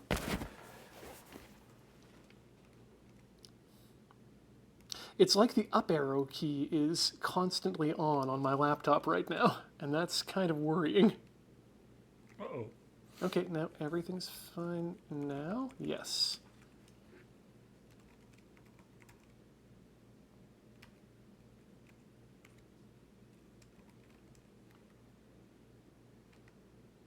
No, and it's back. That's... Please tell me that's not my trackpad. I've disabled it for now.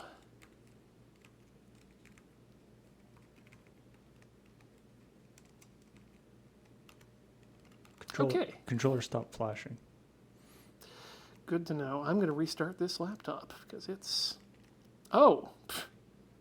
Can't even do that right. Well, we've solved one problem and caused another, it seems. Oh no. What happened to the laptop? So when I will open up the Windows menu and scroll down, it starts selecting icons and scrolling up, which is not what you want to do. Thing? Control delete. Yep. I just went to shut down for that one. That is... Huh. That doesn't seem... I mean, I guess it could be related to the... It doesn't To the seem controller? related, but it doesn't seem good either. Oh, that's a sticky... It's a sticky trackpad. Probably due to my sticky can action earlier. Okay. I mean, your up arrow key isn't stuck down, is it? No. I mean, I have been interested in replacing the keyboard on this thing at some point, but okay, there we go. I can now once again type words into my start menu. Let's remove the currently paired wireless controller. Yes, I do want to remove it. Yes, I want to add an Bluetooth or other device. Go to sharing mode. Flash, flash, flash, flash. Wireless controller. Let's Steam. Wait, oh no. There are currently 2 wireless inputs. I hope I got the right one. Blink, blink. Okay, stopped blinking. Did the light turn off or just stop blinking? I can't actually tell. I found they stay off unless they're told to be turned on by Steam. Oh, okay. So I'm going to open up the controller menu. I thought the light was just on when it's connected, but I guess that'd be a waste of power. I think it's also partly due to the some of the PlayStation systems, which would change the colors to let you know that each controller is different. Right. That said, okay. Bluetooth-wise, it's not doing anything, but it also might just be completely off. So let's try it plugged in. I mean, none of these controllers haven't been used for a while. Yeah, Right? they've been sitting in a pile, so they might just be straight dead all day long. But this one doesn't feel like there's anything wrong with it, so... controller... Okay. Not that one, but this one. Double click. Okay, left pad works, right pad is great. Triggers,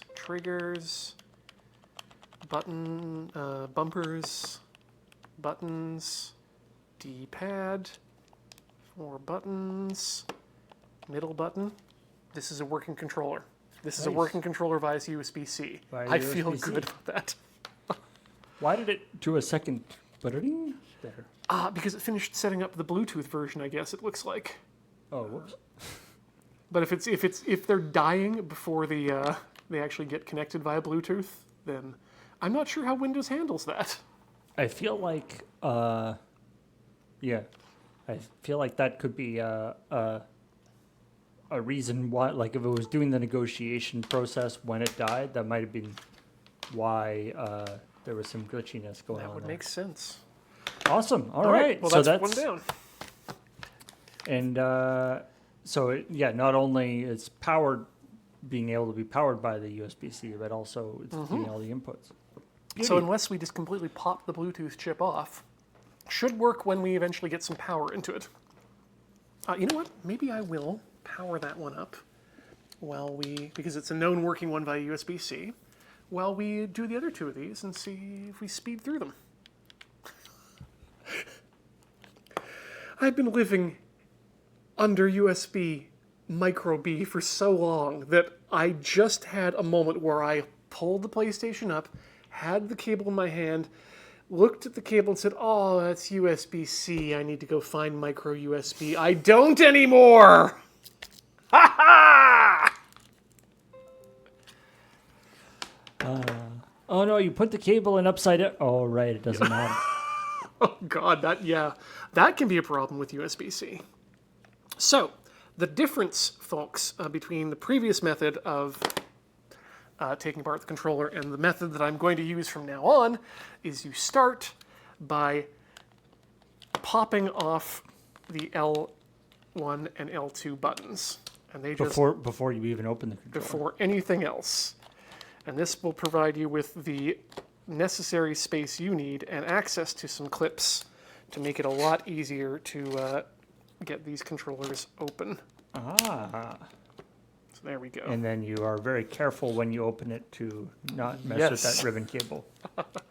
Part 2 of the most important thing. So let's flip that over, get our screws out. Ooh.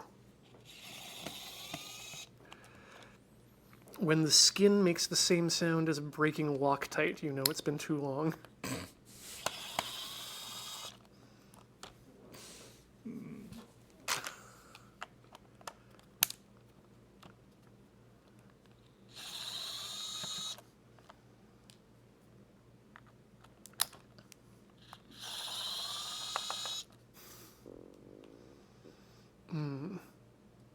If anyone's a musician out there and wants to sample any of the sounds you hear on Tailor Solder Fry, please be my guest. Okay, so now we need to just pop that open, and then here as well. Depending on which parts you sample, it could be anything from, a really relaxed, almost, ASMR kind of track to like some like grunge industrial. We have had a lot of pops and bangs on the program over the years. Yeah.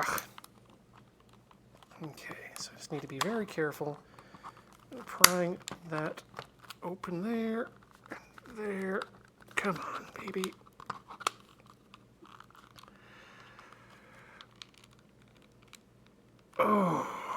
Wait a second. Nope. All the screws are removed. Good. Wanted to be doubly sure of that. It's a tight one. Let's get our pick back in there.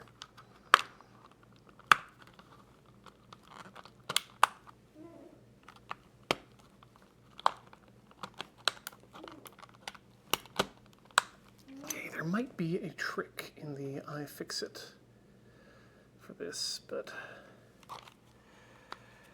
as far as I know, it should. There we go.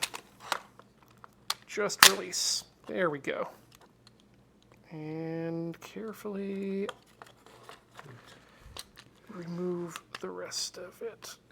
Too small.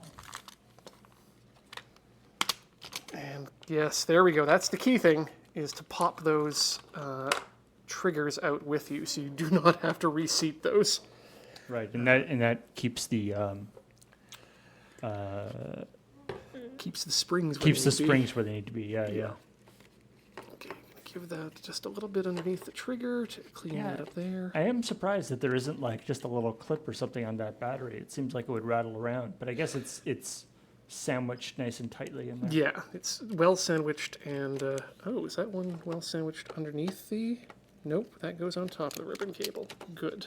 I was worried there for a second. Gonna put the reset button where I know it's going to be, and yeah, let's pull the ribbon cable out of the controller. Boop. Goodbye. I do like the. I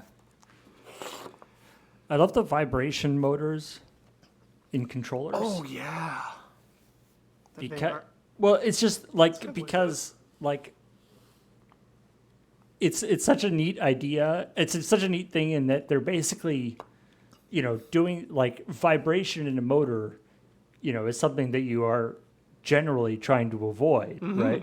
But they're deliberately making it unbalanced motors by attaching those pieces on to make them vibrate, but then using the vibration in very specific ways.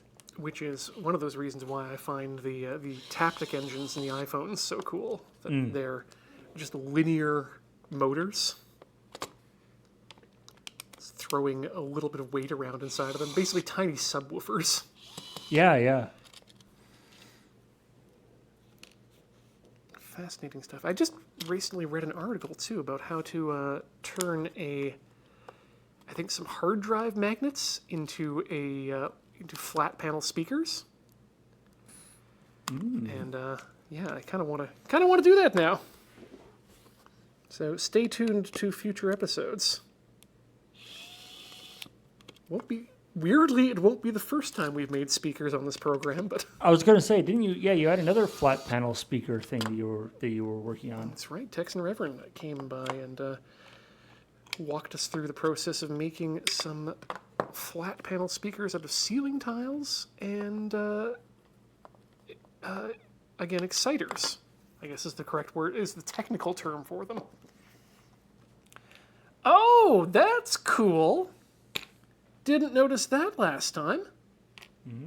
While we do, well, I have purchased these, at launch. We got 2 different sets of charging board. Oh. This one came out of this controller. This one just came out of the last one. And I believe the other one, which I flippantly flipped off earlier, was also blue. Oh, yeah, here. So this one just came out. That was out of the last one. And, yeah. But they're all JDS 001. So, and from What's is that little black piece just tape on the bottom? Yeah, that's just tape. It's just there to make sure that no light comes out of the hole. But the tape itself has lost all adhesive, so I'm not too concerned about trying to transfer it over. I'm okay with a little light coming out of my USB-C hole. Right, that's the old bad one. I don't need any more of those. I need one of these. The new hotness. But I also don't need it until I'm done filing. That's right. Step by step, Ian. Tried to make it a race for myself and just ended up confusing everybody, including me. And I'm the most important one. I mean, while I'm here in this chair.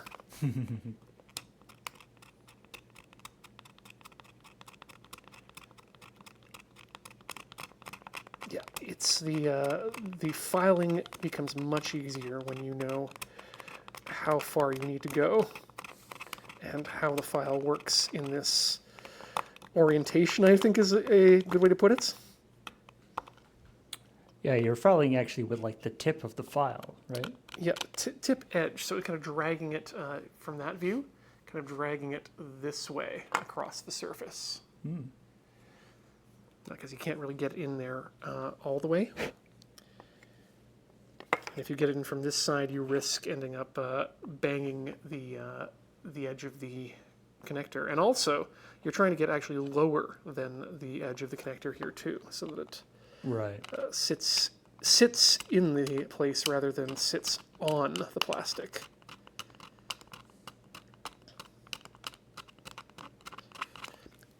Okay, so that's the interior cleaned up enough. Now we just need to widen the hole. Let's see if I can do this even cleaner this time. So when you're dealing with a round file, you want to make sure that you're not filing the either the flat edges away, and that can be kind of difficult, I've found. Except for the top edges. You do want to round those out so that the USB-C has a method to get out, but you can see already there that I've gone, maybe you can see, maybe not, but just a bit too far on that side, along the bottom edge, or top edge rather, and it's bowed out on the straight side a bit, and that's what you want to avoid. We can clean that up a bit with a bit of a flat file just to bring it back down, but that should be avoided, if at all possible. He said, like an expert, which he is absolutely not. Okay, let's get this boy out for test fit, find out how much more we need to take off. The answer is a bit, and it's going to be on the right side here.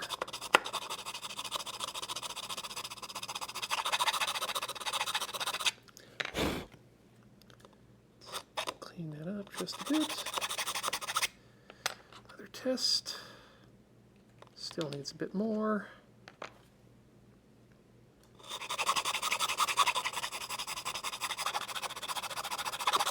I mean, the other option you could do, which I highly do not recommend, is to heat the USB-C connector right up and just kind of push it through the plastic. Yeah, that doesn't seem like a great idea.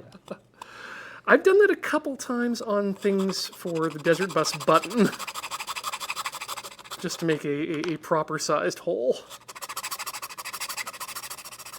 But never anything that ended up in production, shall we say. Oh, just about there. So just a bit more roundness on each side.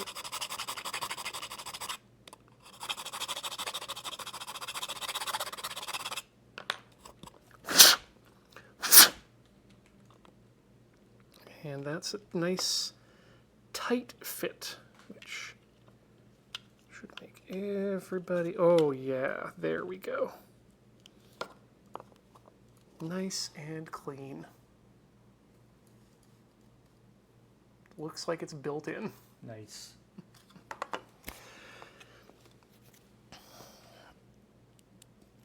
I think that's one of the things I like about working with console stuff too, is that unlike, say, phone hardware, which has become so glued down and locked to parts, other issues, there's a lot of space inside these machines to play around, make changes, like this would not be something that you could make for an iPhone and just sell on Etsy to let people install themselves. Oh yeah, there isn't 1 square millimeter worth of space inside an iPhone. Exactly. Everything is all packed so tight. And everything is a lot of stuff now is hardware serially paired via serial number. Right, yeah. Other parts. So even if you were able to install it, that wouldn't guarantee that it would work without, extensive recalibrations and. Yeah, strangely, consoles have become more like computers today than computers are.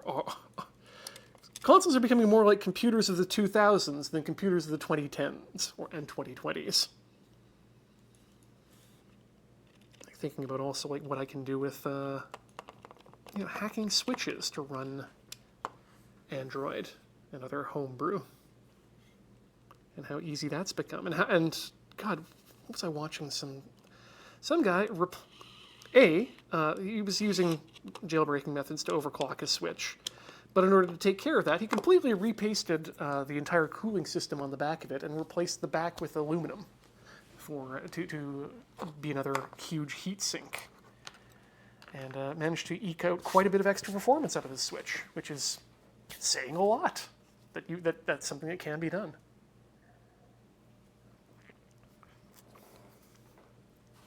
Certainly couldn't do that with an original Nintendo. Where are we here? We are putting this back inside. We're able to completely lose our place and just move on. Take the reset button, and we're going to stick that back in its little hole here. And then we're going to find where we put that ribbon cable. We're going to slide that out of its connector there. And then we're going to put this back over here, take this and unscrew a couple other pieces because we forgot to put the ribbon cable back in before we put the light guide in again.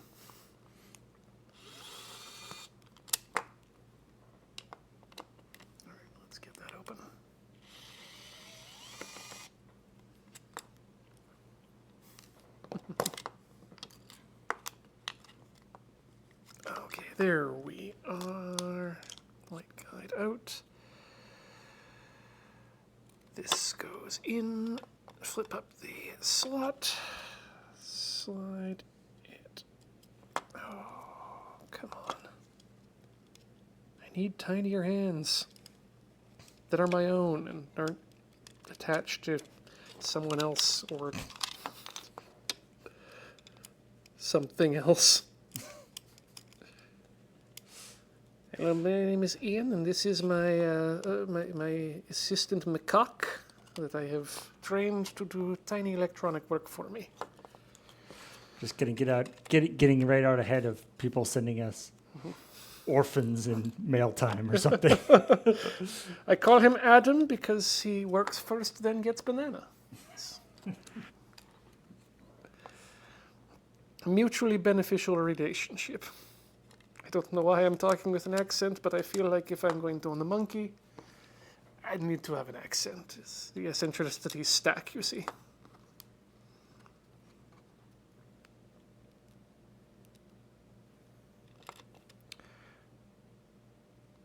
All right, turn around so we don't strip the screw. That's too many turns, so it's obviously in there. That's the worst, is when I can't find the thread opening in the plastic. And it's just like, well, YOLO.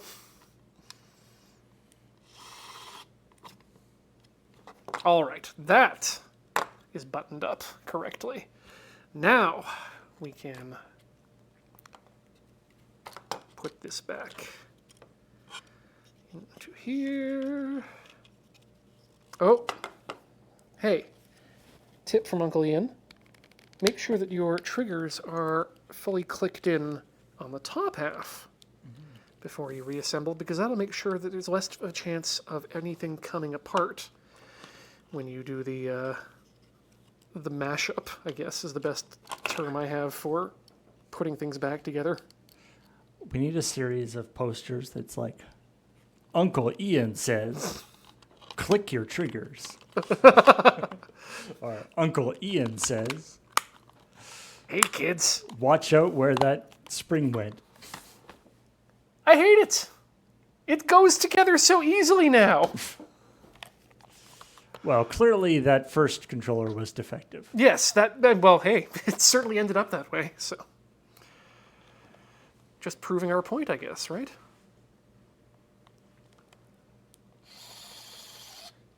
That's one in.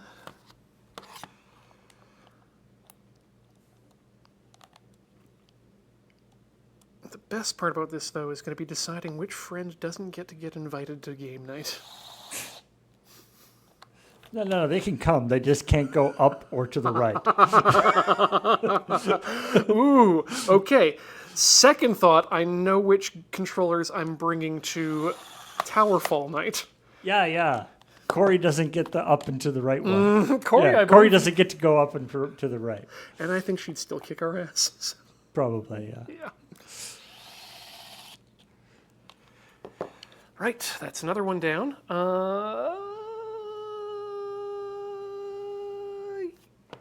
Do I have the controller thing up? No, I don't. Controller. This way we can also see if this other USB-C cable is in fact just a charger or not. Do we see 2 gamepads? No. One of my things I don't like about this particular laptop is that it... okay, it does work. Didn't hear anything, though. No, I think it just works as power. So I'm I going to stick this one over here. Is that it has many slots nearby the USB slots that are not USB slots. On this side, directly above the USB port is a compact flash port, which the USB cable will very easily go inside of. On the right, directly next to the USB port, is an Ethernet port, which will happily accept a USB plug. Not correctly, but it will happily accept it. Ask me how I know. I mean, any port will accept any plug if you really try at it. True enough. All right, sticks are good, triggers good, top buttons. Once I get the buttons in, they'll be good. Button, button, button, button. Up, right, down, left. Diagonals are good. Click, click is good. Select start and pad. That's a controller. Wow. Nice. That might have been one of the quickest controllers I've done. We'll know because I have one left that we can test against. There we go. I had a moment of terror that I just put the R button into the left trigger and that it fit, and that would make me... The thing with the ports remind me of a wonderful story I was reading about the problem that these people had at a company where they basically had a physical computer virus where so they had a VGA cable that one of the pins was wonky on it. Mm-hmm. And so you inserted it into, it didn't work when you plugged it into the laptop. But the pin was wonky such that when you shoved it into the laptop, to a laptop or shoved it into a VGA port, it messed up the other side of the VGA port. Oh. And it messed up the other side of the VGA port in a way that VGA port then messed up any other cable that you plugged into it. So it actually spread around the office. This is why this story sounds so familiar. Because this has also happened to me and to a large number of people, and to the hosts of the podcast Accidental Tech Podcast, who had the connections with Apple to figure out what was going on. You ever look at some lightning cables and notice that one of the little gold leads is black. I don't know. I haven't looked at lightning cables closely, but I will now. Yeah, because that's it's the same thing. That there was something up with a generation of iPhones that they would cause one of the leads on the lightning cable to go black, either from oxidation. No one really knows for sure, but what you do know is that once you've used one of those cables, that can possibly cause your other cables to have that black streak. It doesn't cause any problems to the functionality of lightning, but it's just Wow, it's cosmetically annoying. that's so weird. Yeah. But yeah, this was it. So this was an actual it spread around because it somehow it messed up both sides of the port. That's fascinating. That, especially for VGA too, which is usually a very not passive, but it's a low voltage technology. Yeah, well, I think it was like just a physical thing, like the shape of the pin was messing up the. Oh, okay. Like the pin was one of the pins was out of alignment, and that was messing up the hole on the other side. That was doing it. Okay. Yeah, that's. Oof, need to get rid of that. Everything in that lab. Yeah. I think they ended up just like putting tape across all the ports that had the problem. Like, don't use these ports. Do not use this.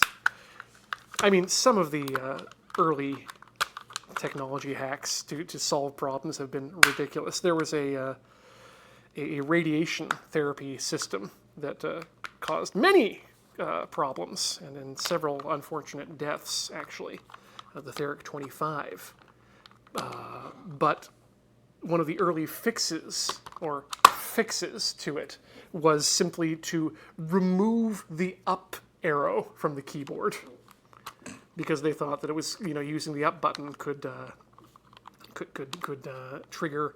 It was a device that Arclight in the chat knows about it, but it was a device that could provide X-ray for doing X-rays, or an electron beam for providing radiation therapy to people undergoing cancer treatment.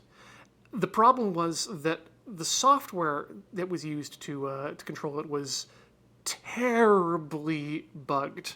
And oh god, yeah, the software and actual engineers in the chat are now coming in. And so it was easy to make it do the wrong thing to people. Yes. Oh now, Jesus. Yeah, when you're dealing with most bugs, you're dealing with low voltage. It's can't cause many problems. When you're dealing with an electron beam gun that is firing at the energy level necessary to create X-rays, I believe in the podcast I was listening to, one of the patients who was receiving one of these accidental doses felt a warm sensation in his hand as he was getting off the table, and holy God. The host put it right that we sent part of that man's hand to the orbit of Jupiter, because that's the level of energy you're dealing with in X-rays. When you concentrate it into an electron beam, you just send some particles of that man's hand away. So wait, why did removing the up arrow solve the problem? Oh, it did. That's the problem. It didn't. They thought it did. They thought that by removing the up arrow, they'd be able to prevent people from going back and correcting things in the software. Turns out that part of the bug was was going back into the therapy section and changing numbers around. And if you did it the wrong way, it would switch modes in a way that you were not alerted to. Wow. Yeah. Real problem. And so, yeah, it's one of the reasons that we should, but don't, have proper ethical engineering boards and certification for software engineers, and why I refuse to call them that until they start doing it.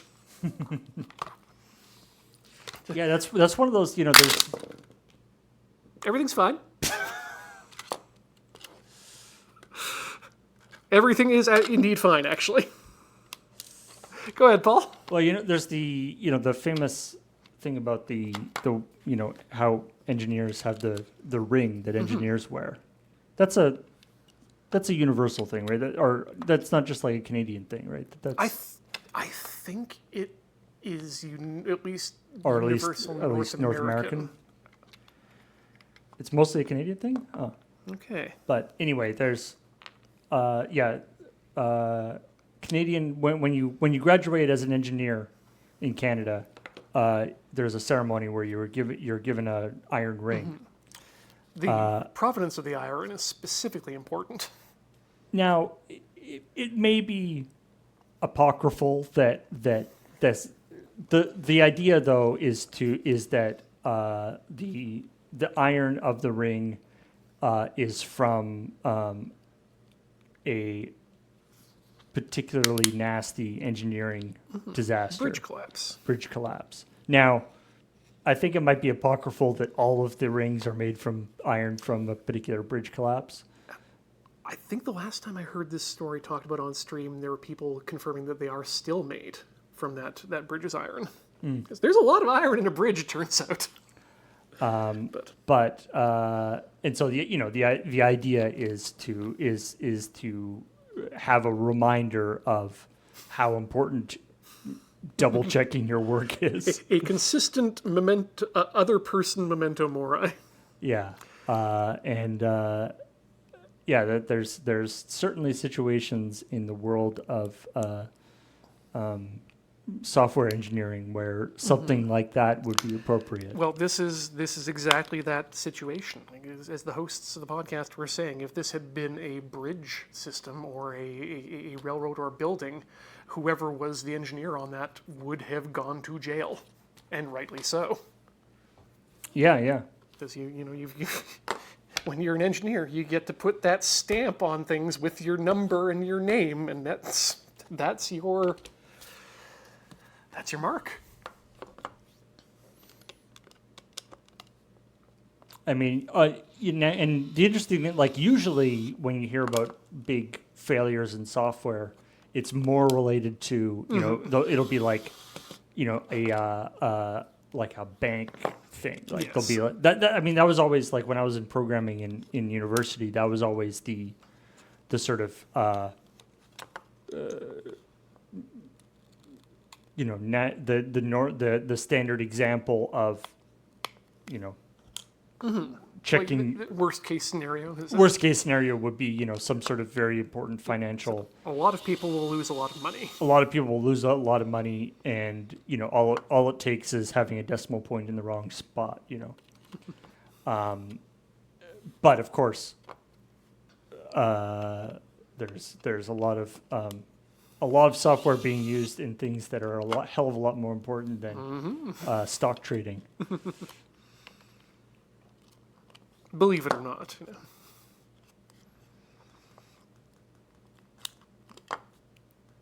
But yeah, that's hospitals, 737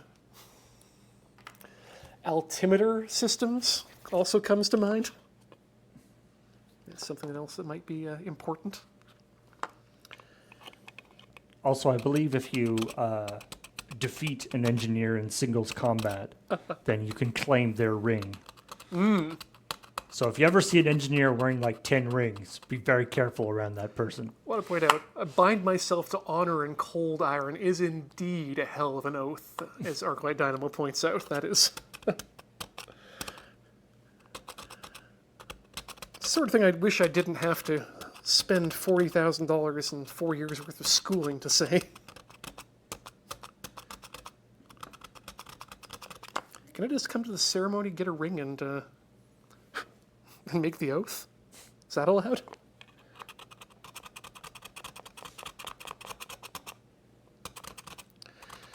All right.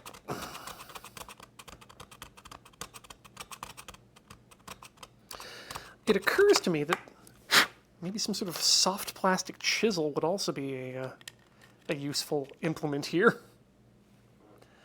But that's probably my best one yet. Oh, so close to flat. I'm going to keep going until I can run my toothpick across it without it catching. one side of this file seems to have a burr on it that I'm going to have to take off at some point, because it means I can only really use one side of the file to do any work with. But Wait, what do you use to get a file smooth? can I use a hone? Shoot, I may not have thought this through. I would simply use a larger file. Or some sort of rasp. But then how do you get that file to... Oh, no. Do we have to go back to the origins of precision again here?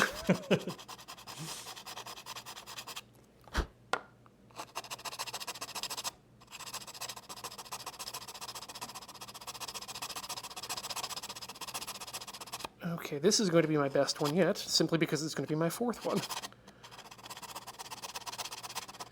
Everything I will have learned from the other ones will be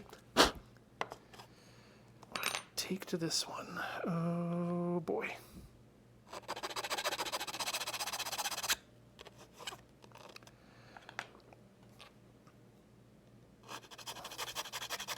So the nice thing about plastic is that it can be polished. So, even if we do make a scratch on this, it would take work, but we could file it down and sand it down to a smooth mirror finish again. Just would take a little bit of time. Or just use it for long enough and your hands will just wear it down. Oh god, yeah, do not discount the power of human oils and acid. And their excretions. I think that's as far as it needs to go. I need to take it out to do the test fit here. And I would say my secret superpower is apparently I have very slightly acidic ears. I know what you're talking about. The tips on my glasses, like the plastic part that goes over the ear on my glasses, continually like degrade and get worn, get like weird, like they get like weirdly discolored, Sure, and then just like to flake off too, that outer layer of plastic. yeah, apparently it just causes something about the pH of my particular the skin in that area causes them to degrade faster than they should. You and me both, Paul. I don't think I've owned a pair of non-black acetate glasses that didn't have the... They start like... I had some that started like bubbling. Yeah, like the finish on top of it starts to bubble and then flake off. I think these ones are just starting to go. Yeah, I haven't quite worn off the the Made in Japan label on the earpiece, but once that's gone, it's straight to Bubble Town.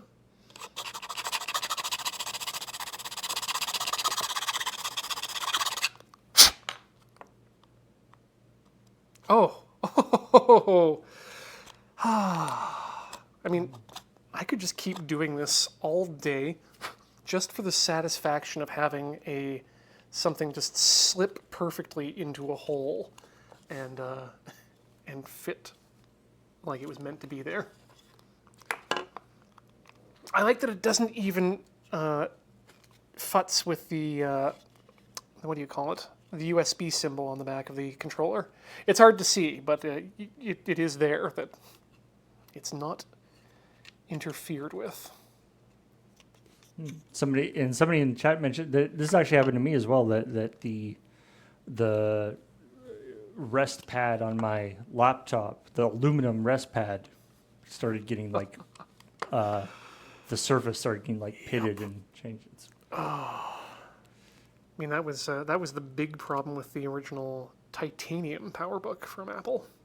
Yeah. Is the titanium coating. Because titanium doesn't look very good when it's raw, so it's often painted, and that was the case with that book. Also turns out that titanium that is painted doesn't like to remain painted, so it'll look for any excuse to start sloughing that stuff off, and again, boy howdy, is Skin Juice sure good at that. Skin Juice. Yeah, it's the ironic thing about, titanium just has all sorts of great properties in terms of rejecting corrosion and everything. But part of that is it just rejects everything. So nothing sticks to it very well. I need to send in a message to Adam Savage, because that's one thing that I never did see them do on Mythbusters, but I would love to see someone experiment with, which is the whole idea of releasing, I think it's, what is it, magnesium on an air? What's the material that'll just eat through aluminum if they come in contact? Gallium, isn't it? I think you're right, yeah. Just releasing some gallium on an airplane and Oh, seeing mercury. Okay, mercury. Great. Oh, gallium as well? I don't know. Okay, well, hey, there we go. Both of them. Both of them together. Yeah. You know what? It's Mythbusters. Make them compete. The build team gets to do the gallium. Yeah, but yeah, that's just carrying somebody just carrying a vial full of Mercury. mercury. If your body temperature is able to keep a bottle full of gallium in liquid state, see a doctor. They will straight up not let you bring mercury on airplanes for that very reason. I mean, that assumes that people are being asked, "Are you bringing mercury on?" I mean, I can imagine though that it might be one of those things where, there's like one of the sort of subset of things that you're not allowed to bring on an airplane, and everyone is like, "What? That doesn't make any sense. Why?" But my candy thermometer, my collection of antique candy thermometers. And that's the reason why. I wonder how they detect it. If it's not declared. Yeah, I mean, they probably don't. It is a metal. I mean, it's a metal, so I guess I would throw off the metal detector, but there's probably something in the X-ray system that has a image detection for thermometer-shaped objects, and any amount of mercury that's in a bottle is obviously going to set off some alarms at security. Like, okay, why do you have this bottle full of liquid metal? It's not mercury, is it? Now, I think you may be conflating not being allowed to have it on the plane with we have a system to ensure people don't bring it on the plane.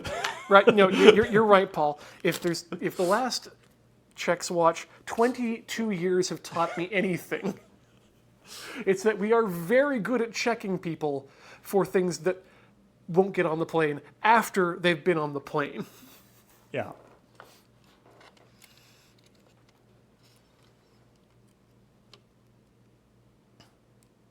I guess what I'm saying is, FBI, if you're listening to me, this is not a threat. If you are going to bring mercury onto the plane, don't put it in your shoe. Or belt. Or Samsung phone. Oh, wow, I was talking so much I already finished this. Gotta put the reset button in. How are we doing here? Boop. Perfect. Oh, that's right. I remember hearing Adam Savage talk about his story about bringing an enormous razor blade on the plane accidentally. Huh. How enormous are we talking? 3 foot long. Whoa! I did not know that you could get razor blades 3 feet long. I think it was from a big Oh, like for a paper cutter, probably? yeah, from some sort of big. Yeah. Okay, yeah. Sorry, I was thinking the sort of disposable, double-edged safety razor blade. But yeah, no. That 3 feet long would be weird. Oh, I think it was a foam thing. Foam cutting. Makes sense. But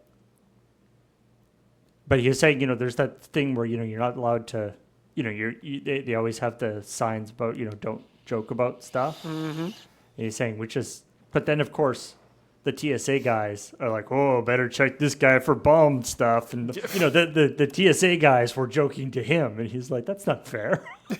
How come you get to say that? Yeah. I see you've discovered the actuality of this particular area. Apparently back in the Mythbuster days, apparently that was an issue that, like, they would often have various forms of bomb residue. Yep.